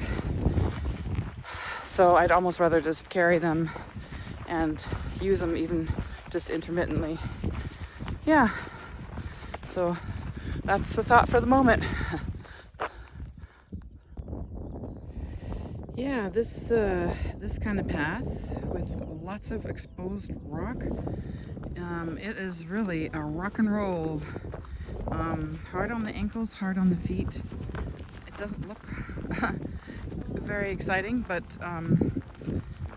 so people that have ankle problems or already are dealing with foot pain, I would not necessarily recommend going the old Roman road, because this stuff hurts my feet, and I don't actually have any foot pain to begin with, other than my wearing the wrong shoes yesterday for hiking that far in my hiking sandals without my orthotics. That's a different story, but I generally don't have foot issues, and yeah, it's parts of this road are just stretches of this, and it's very hard on the feet. And then you come upon the sort of the earth, clay with a few rocks here and there. That's actually feels good, and on the other hand, it's nice and cushy. But this stuff, whew, another story. But looking around, oh, there are my people in the back. I thought I had lost them. There is a turnoff that I was going to consider taking to Reliegos, a small town on the way. The only place to stop and maybe get some respite or something, but I'm not sorry I missed it. I've got about less than an hour to keep walking on this Roman road, and then I'll be in at my destination, and plenty of time to get stuff done. And walking into Reliegos, there is a stork. Look, first it says smile on the wall, and then there's a stork up here feeding its baby.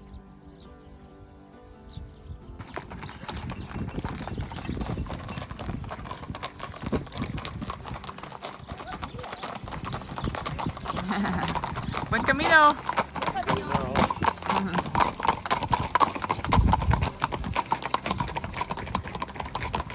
Hola. Buenos días. Buen camino.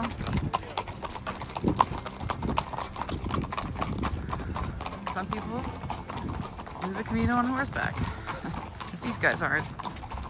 I could do with one of those horses right now. My feet are achy. I'm gonna go get myself something hot to drink. And one more.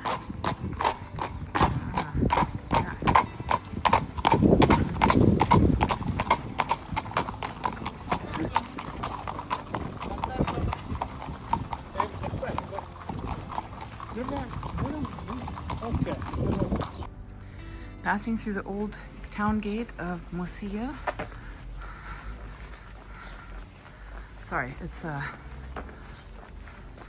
Mancillo de las Mulas, I think is what it's called, this little town.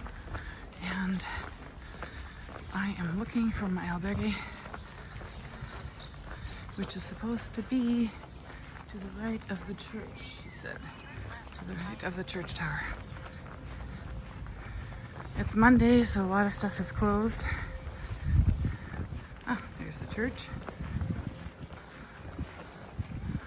And I'll be there soon, I think. I called ahead to make sure my room was reserved, because sometimes the communication can break down via email, and it had been a little bit weird. These days, a lot of places are booked solid, so it's not really a thing you want to run into after a long day of walking. Have no place to put your head down for the night. So,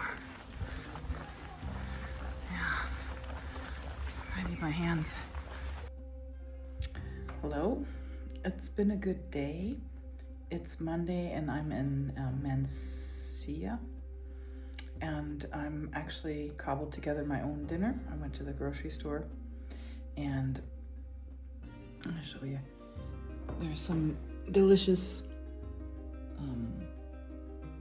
Havarti cheese and some tomato, and it's hard to figure out how to film this. Okay, and some white wine.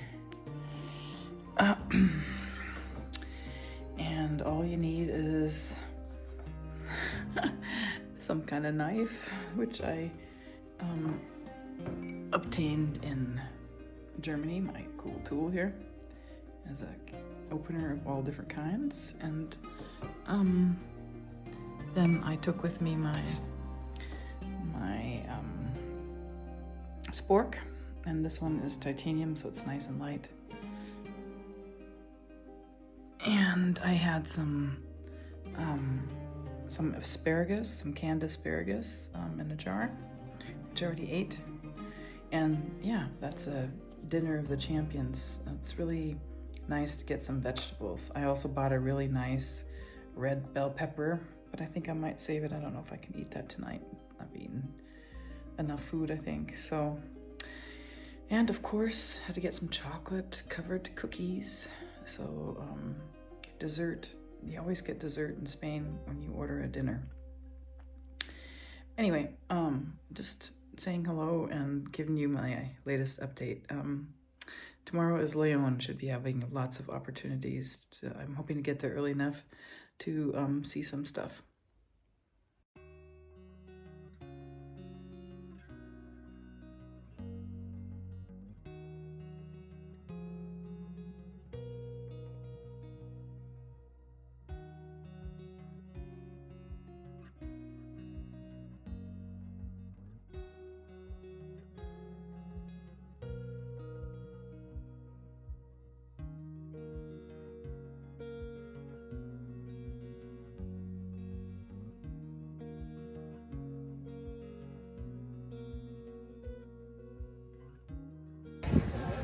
And I have made it to downtown Leon, and here is the beautiful cathedral, which my friend Victor, is it Victor? Vincent says seems a little bit simpler than the one in Burgos. A little less detailed. So I'm gonna go and see if I can go inside.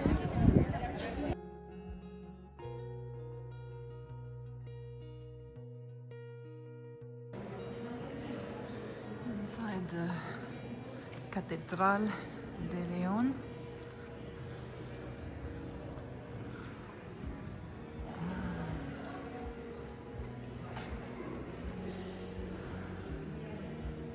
It's beautiful.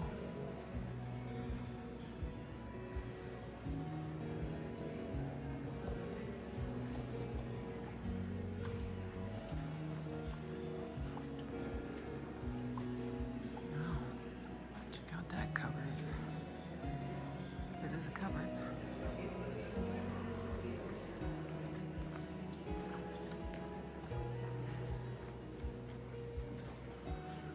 And here is a sleeping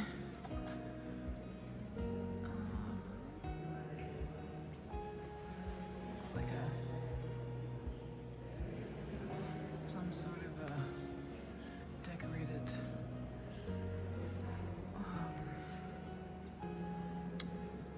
church. Listen.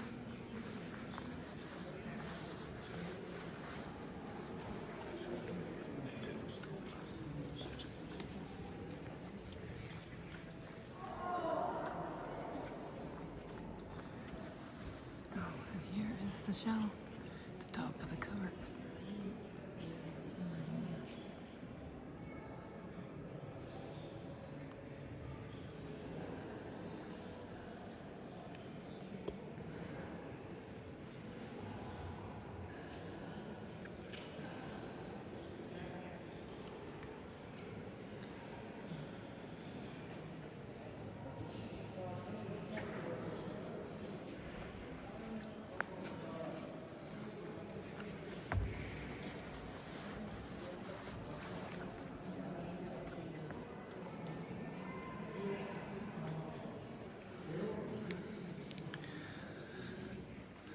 There's a smiling man holding baby Jesus, presumably. Nice to see them smiling.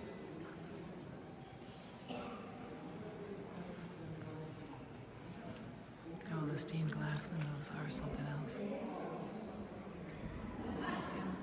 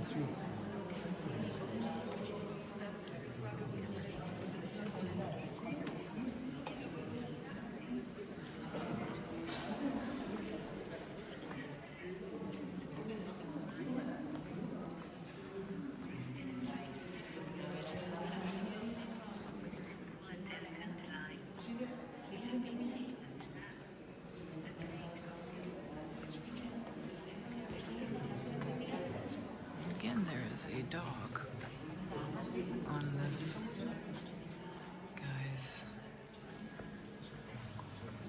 burial.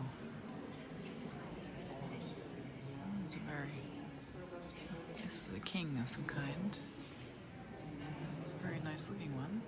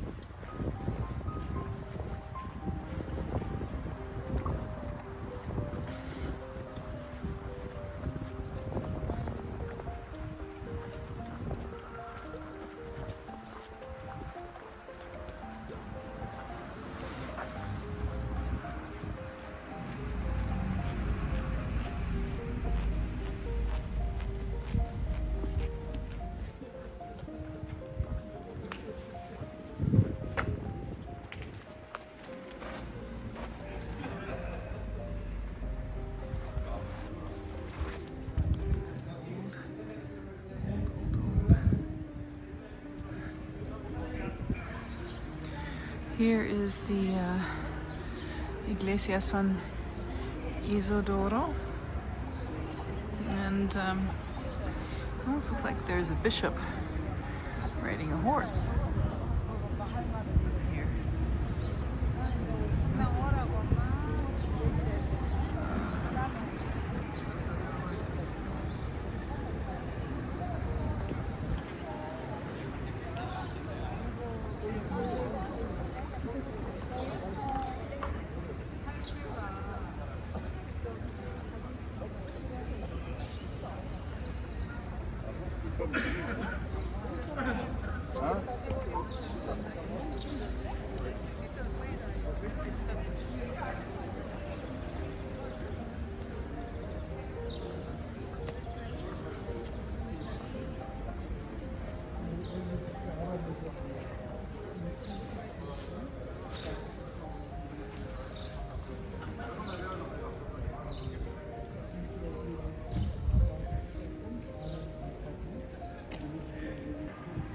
And this here is the Guzman house. I think it's called Guzman House.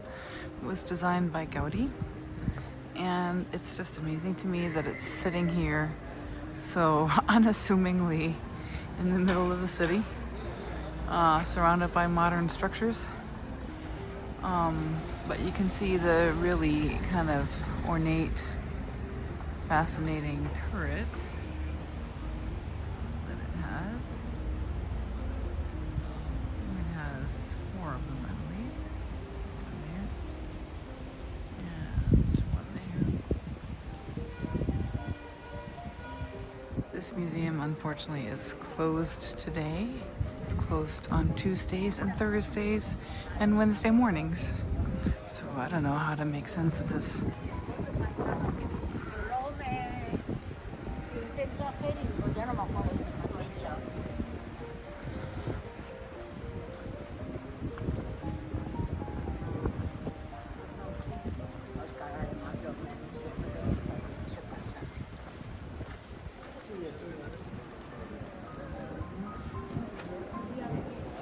And the interesting fence around it. Looks like the dragon scale.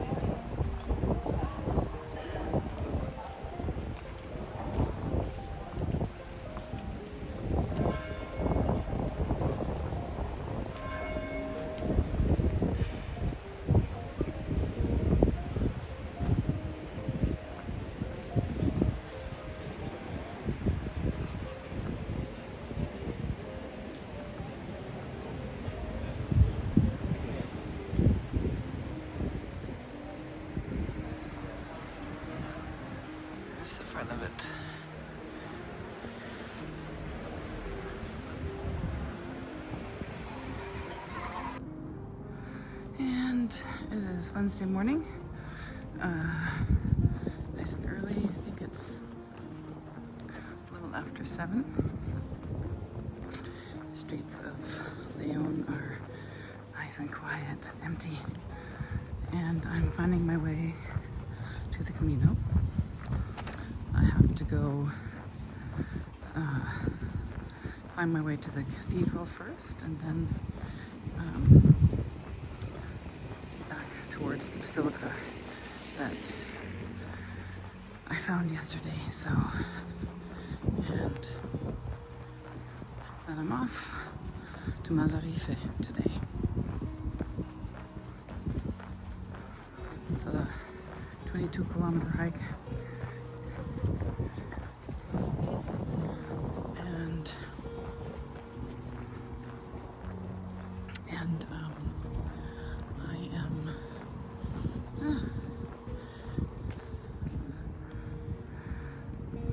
There's going to be very little after a while to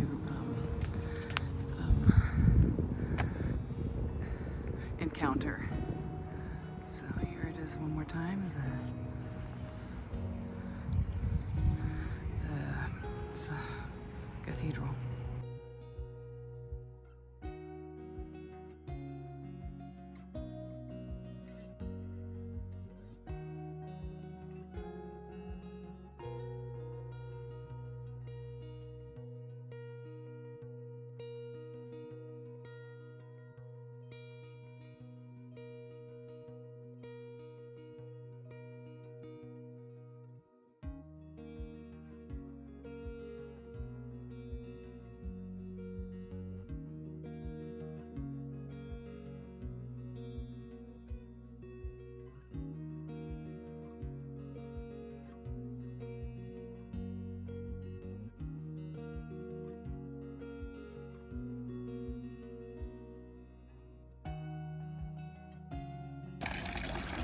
And here in front of the basilica, and leaving town, Plaza San Marcos, and here is some impressive building.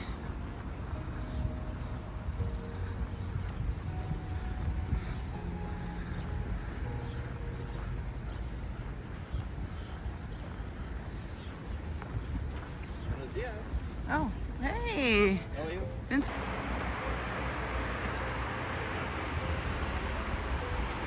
Interesting building coming up.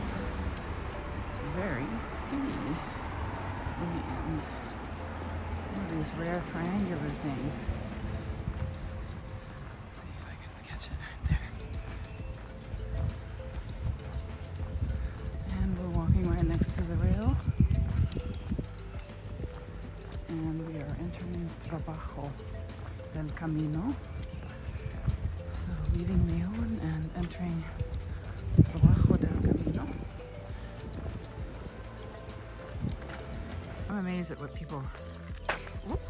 Oh, yeah, that was a bump. That was a bump, Alina. So this is just the front wall. There's nothing behind it. Look, there's a... Yeah, I bet you it was probably had a fire and the roof went through. This like clay kind of with stucco on the outside. How they do this? I like that blue. Nice blue. Oh, they have a basketball hoop back there. Ah, this is a cute little house actually.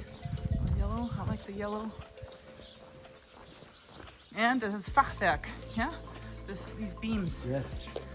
Old style homes. Vertical trusses. Yeah. I went to an outdoor museum in Germany. It's in Frankfurt. Yeah, it's right outside of Frankfurt. They have a whole town that's where they've taken and they've deconstructed these old homes, original homes, and moved everything. Every little piece of housing material.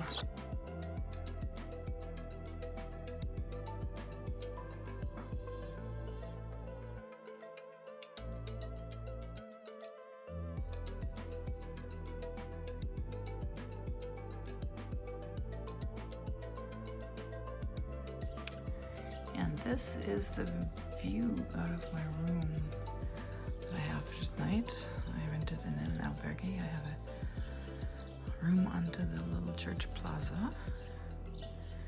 And the storks are feeding their young up there at the top. It's pretty cool. Otherwise, the room's just a very quaint little room. I've hung my laundry up in front of the window. Try to get the sweaty stuff dried. And tomorrow in Astorga, I will try to hopefully find a laundry place.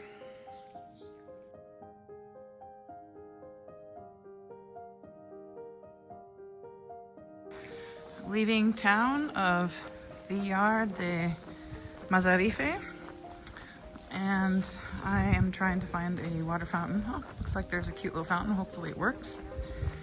To be able to water up.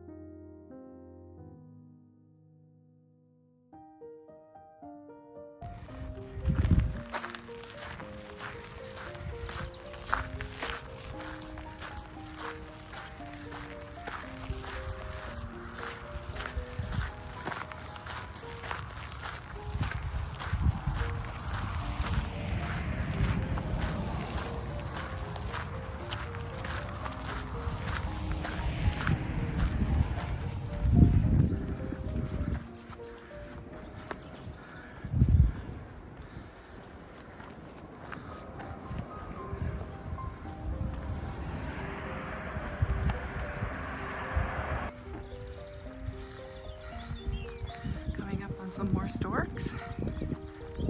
They seem so happy up there. They like the top, like the penthouse apartment.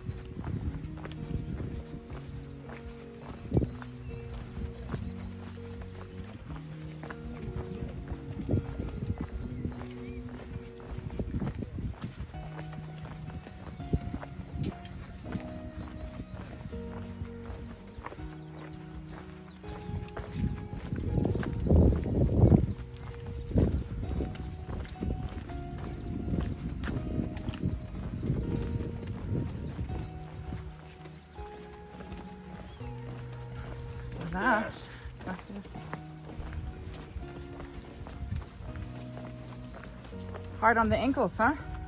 Hard on the feet. No? yeah. Yeah. Try this. Here is better. Right here. So, a lot of Rocks. Yeah. See, this is better. See? Right here. In the middle. Yeah. They're flat. Yeah, yeah.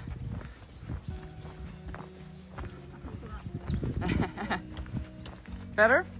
Yeah.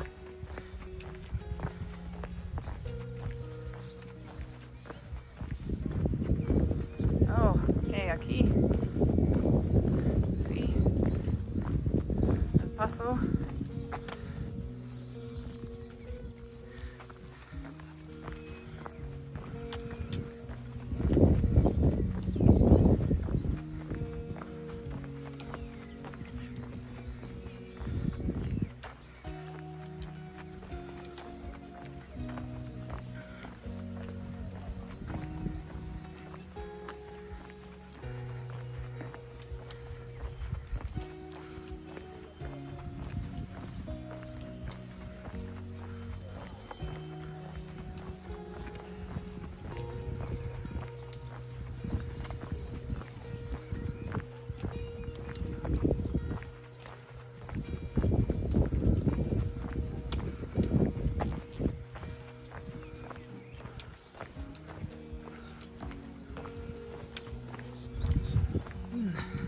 Hospital de Orco seems to have some very lovely accommodations and restaurants. So this would be a great stop. It's not my stop, but lovely food and the old streets probably are a really great place to explore. It's I think it's just a very good size of town.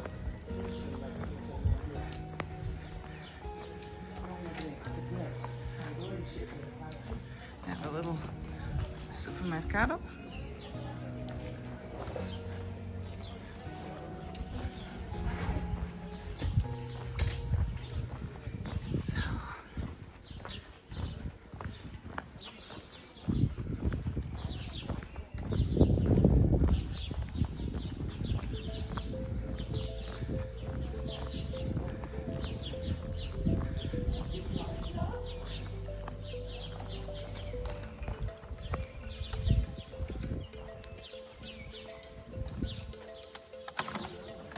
Vor.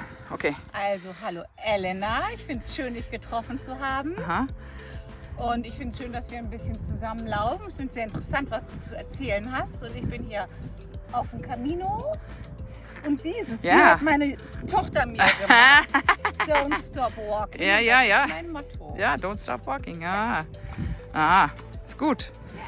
Und warum bist du auf dem Camino? Hast du irgendeinen Grund? Da kann ich nicht so schnell. Da konnte ich jetzt 30 Minuten fahren. Oh, okay, dann machen wir das. Aber ich kann sagen, es ist für mich eine spirituelle Reise. Ja, ist gut. Und ich laufe auch für 2 Freunde, die nicht mehr laufen können.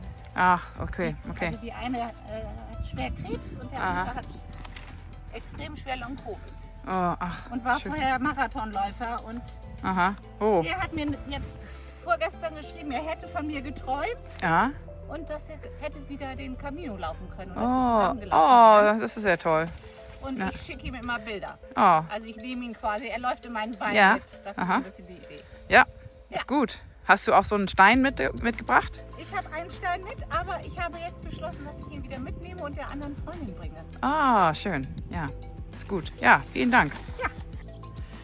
Well, and I just scaled a little hill after Via Baños de la something Iglesia, little town. And what do I run into? This kind of rather odd-looking, somewhat ominous statue of a pilgrim, Art Nouveau, and here's the way sign to keep going the right correct way. I have 2 hours about to go to Astorga, and I just feel really good today. So I'm actually going to put in a 30-kilometer day. I said I wasn't going to do that because I didn't want to get injured and worn out, but I have an apartment rented for a couple nights next, and I have quite a bit of time just to catch up to all the housekeeping. I want to do some laundry. It has a washer and it has a bathtub. Yay! Bathtubs are golden on the Camino. So I'm gonna go on, and I'm just taking it slow. I already called the senora that is renting me the apartment, so she knows I'm going to be a little on the later side in the afternoon. I'll probably be arriving somewhere around 4:30 to 5, and it's a beautiful day. Rain was predicted, and it may still rain, but even if it does, it'll be, I think, just a short time before I will arrive, and I can get all dried up and cleaned up, so I wouldn't mind it if I did get caught in some rain. Right now, the sun's out. It's just beautiful, and we have all sorts of lovely wildflowers, as is abundant here and has been abundant on the Meseta. So the Meseta, which is this plateau of very straight, mostly flat area on the Camino that stretches 200 kilometers, that is ending shortly. In fact, Astorga is thought to sort of be the end of the Meseta. But, you know, you can already tell that the terrain is changing. It's getting a little bit more hilly and up and down, and we've got more trees, as you can see. So I dare say we are starting to come out of the Meseta. For me, it's not been too bad of a time. I actually really enjoyed it. But I've heard plenty of other people say they were bored, they thought it was monotonous, but I think all of us agree that we're very lucky we're not doing this in the heat of summer, because I think the Meseta could be very, very difficult to do, because you are fairly unprotected, and the sun here is just so much more intense, even at the lower degrees, as I've said before. So anyway, that's the thought for the moment, and I'll check in later. And here I'm coming up on a cute little stop, and it's a place to get a load off. Very charming.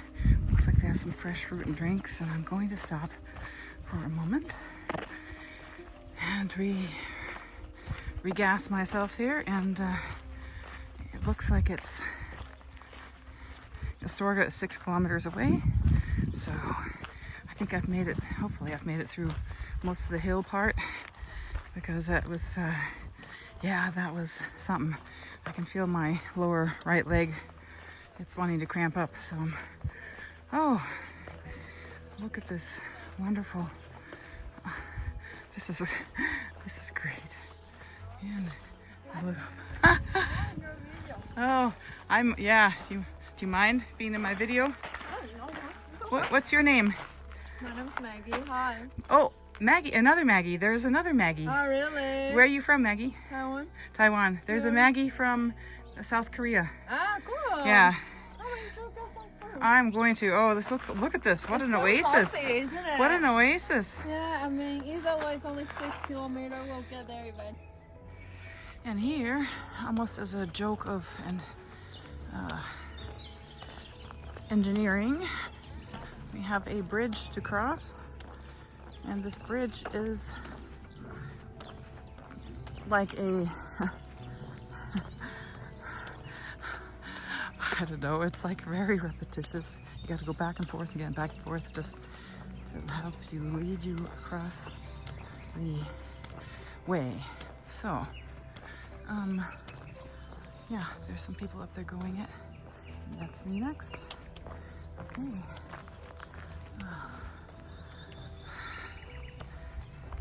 And I'm gonna put this away.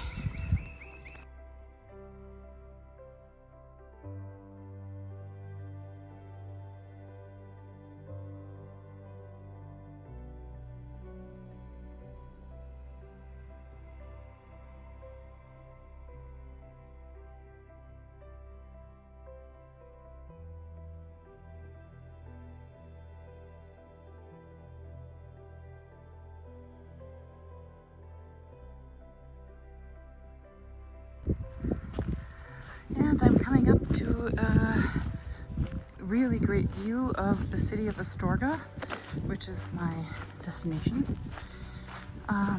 It's a little after 4 o'clock. I have by now walked about 28 kilometers. Got about a couple more to go. And yeah, it's a great feeling. I am a bit sore. I think definitely hitting my limit here.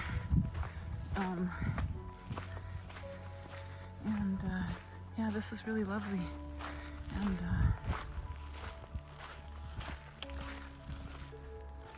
it's a stone cross. Very beautiful.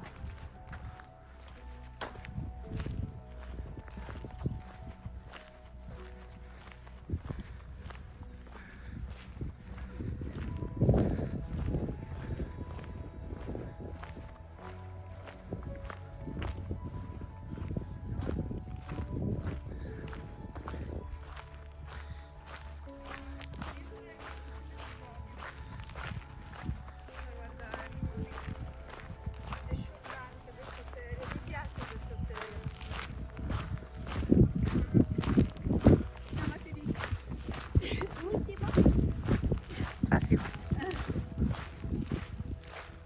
L'ultima non ero riuscita a vederla tanto bene perché era noiosa. Questa invece è It's raining way in the background there.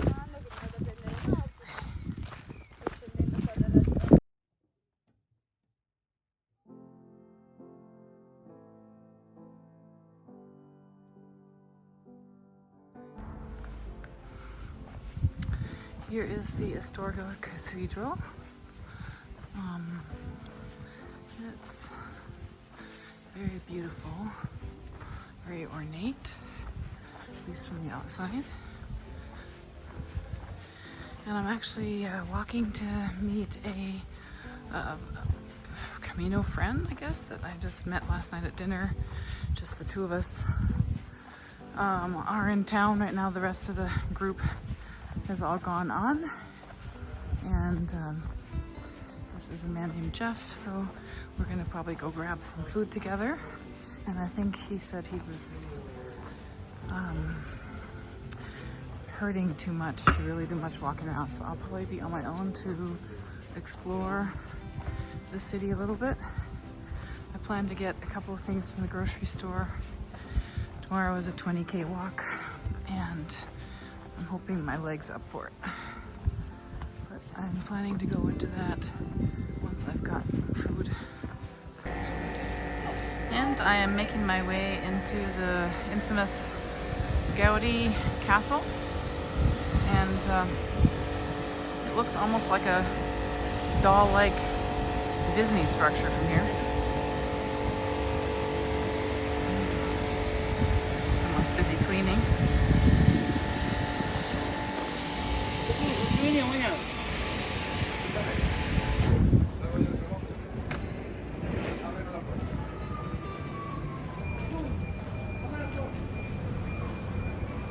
Gaudi was a architect designer, turn of the 20th century. And, hello.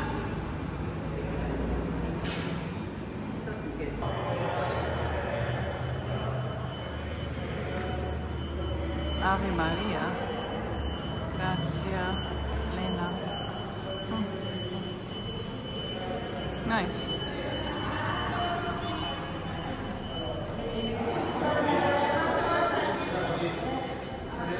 Beautiful. All the little bricks have designs.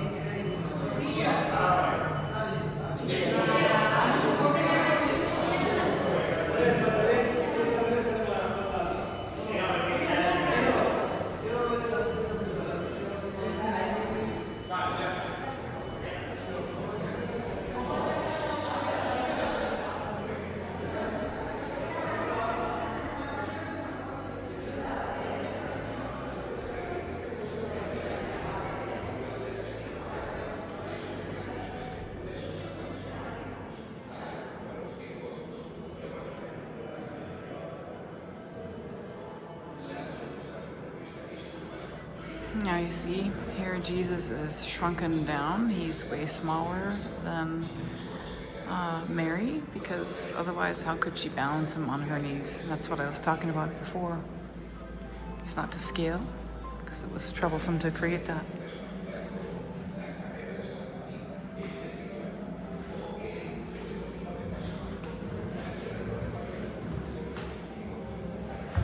It's hard to see this with a backlight, but it's all silver. And here are the beautiful round turret windows.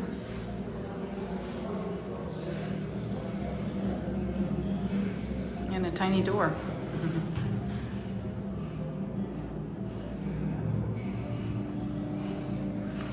It's hard to see that it's tiny, but it's small.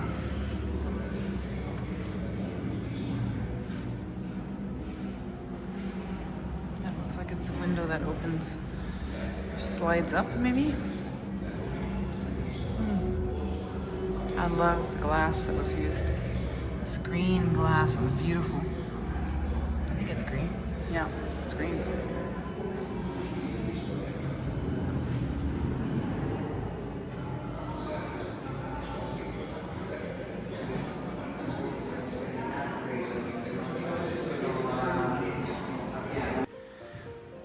We are on the second floor of the Gaudi Castle, I think it's called. Actually, it was built for the bishop, and this is the chapel.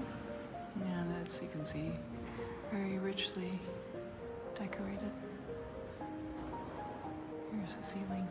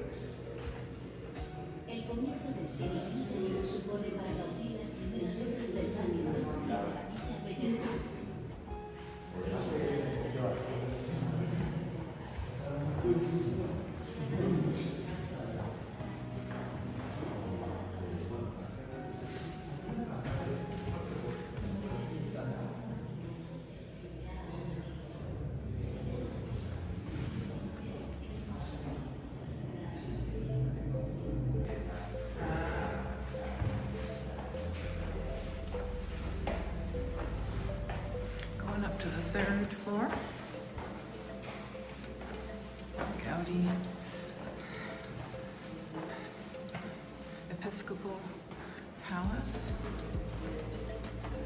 Now this floor, I believe, was not finished by Gaudi, or was it the attic? So I'm not sure if they're two separate things.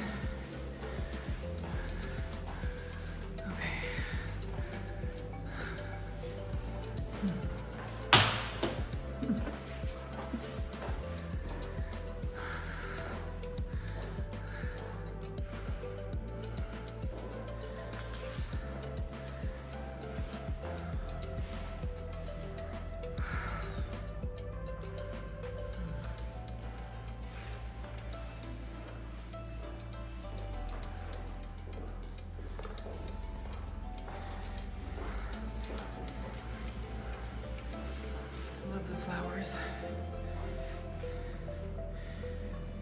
It's very Jugendstil. From here, you can see down into the chapel area of the palace where the prayer was held and whatever they do with the bishops.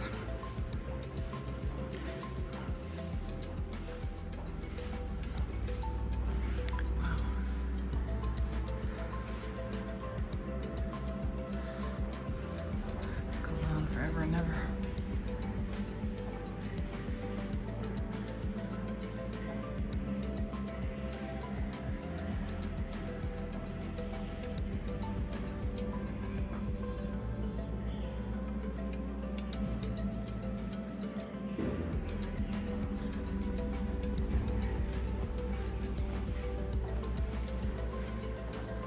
This goes onto a balcony, it looks like.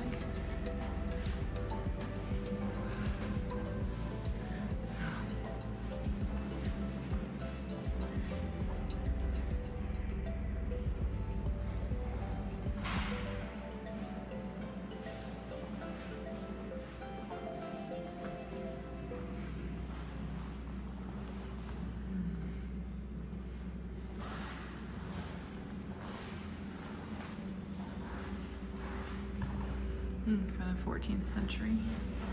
This Jesus looks very flat and he almost looks like he's just sleeping.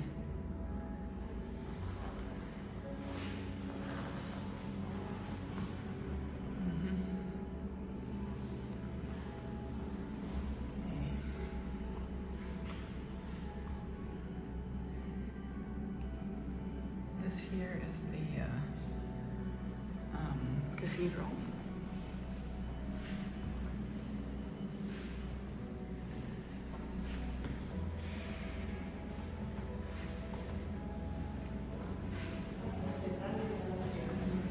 Here is the Gaudi Bishop's Palace.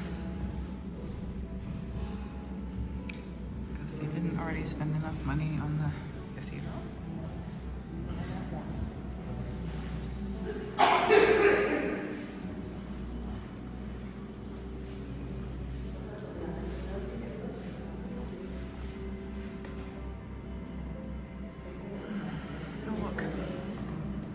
Jesus is making a peace sign. Oh, imagine all the people.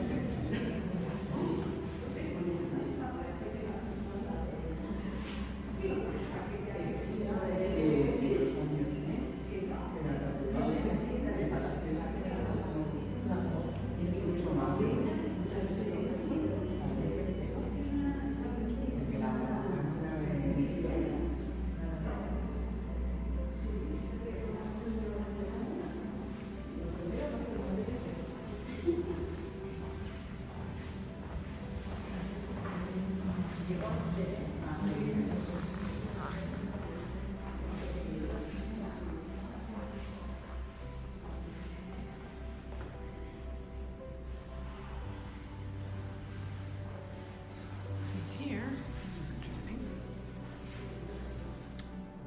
I'm not sure who this is and why it's here. It's not explained, but it definitely looks like it doesn't belong in a church.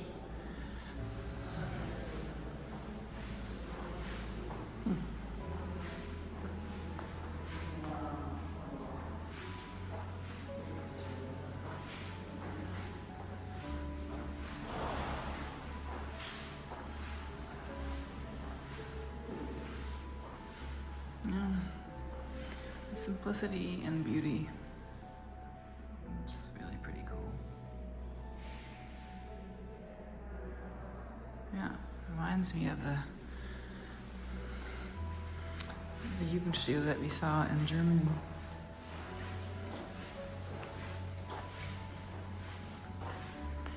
And Palacio Escondido. That's the attic.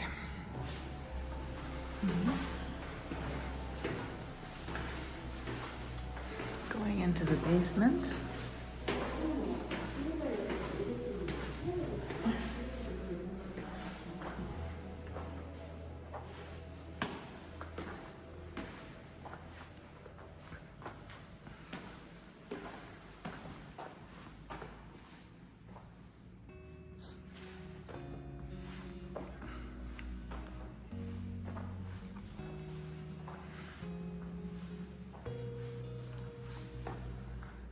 Wow, what a beautiful basement.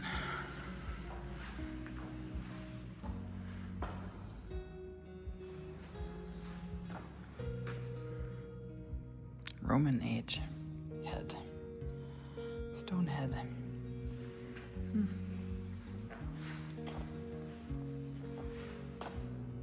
These are Roman artifacts.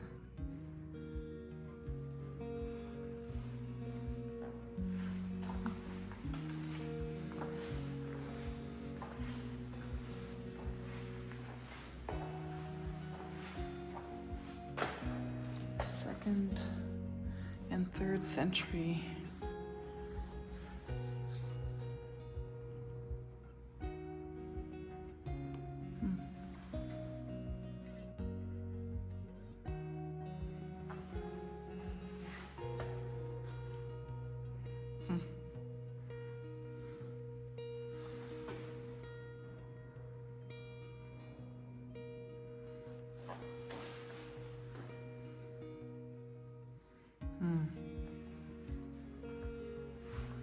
Look at the bird at the top of this. 2 birds on a tree. That's 2nd to 3rd century.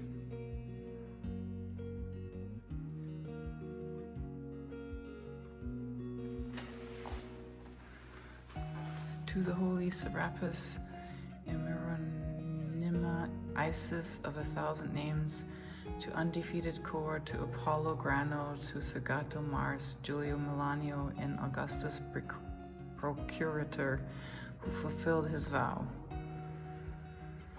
The inscription is dedicated to deities that were foreign to the Roman pantheon, including Oriental figures such as Serapis, Isis, Cor, Persephone, Proserpina, who have Latin descriptions like Sancto or Invicte, or Greek ones like Meronimo,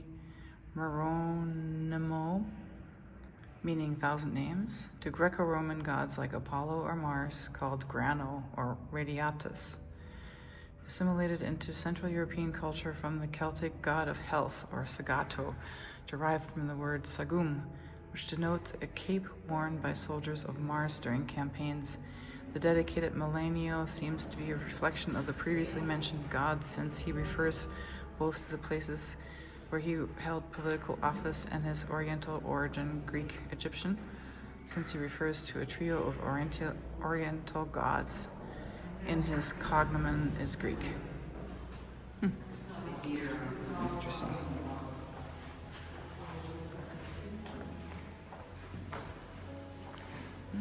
This is Roman times. I'm not sure what this is. Pompeian Queen stone. Huh?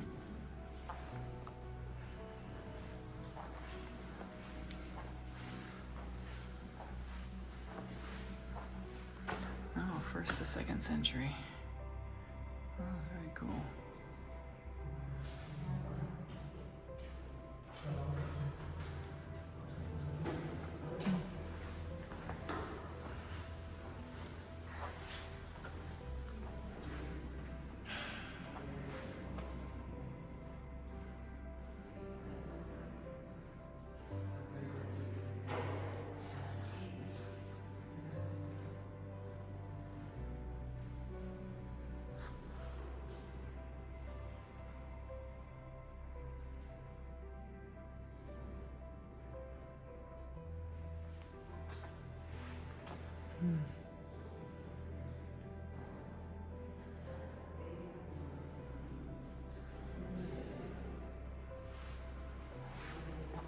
This is the construction of the basement, which is the most classic Gaudi of all.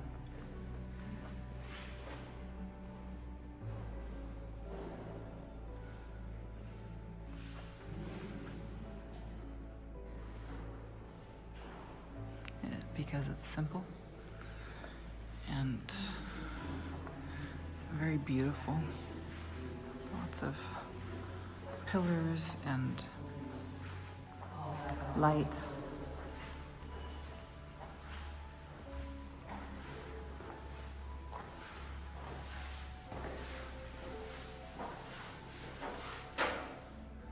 Oh, this is really old stuff. 2nd century. Oh. Wow.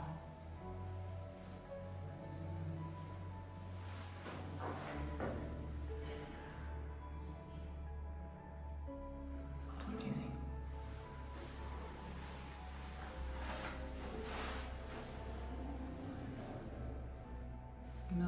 Military stela.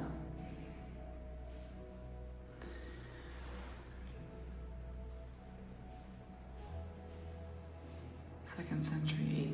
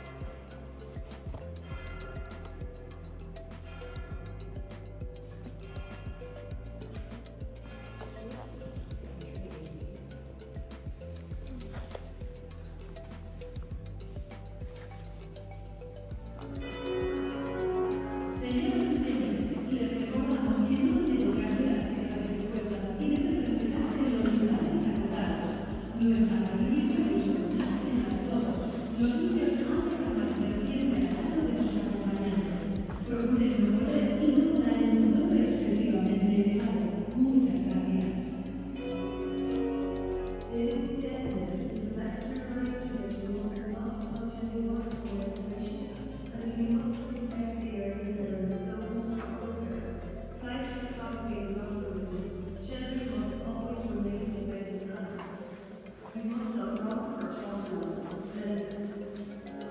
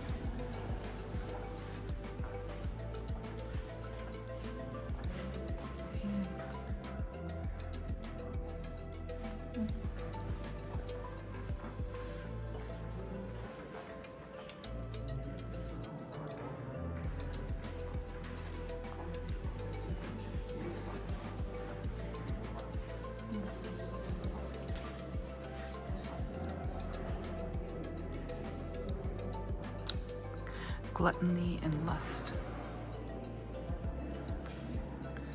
That's what gluttony and lust looks like.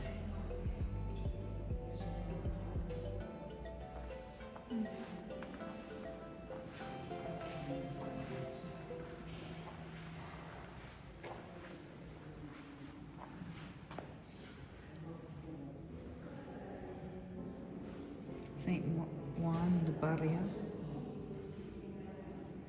from the 16th century. This wine press.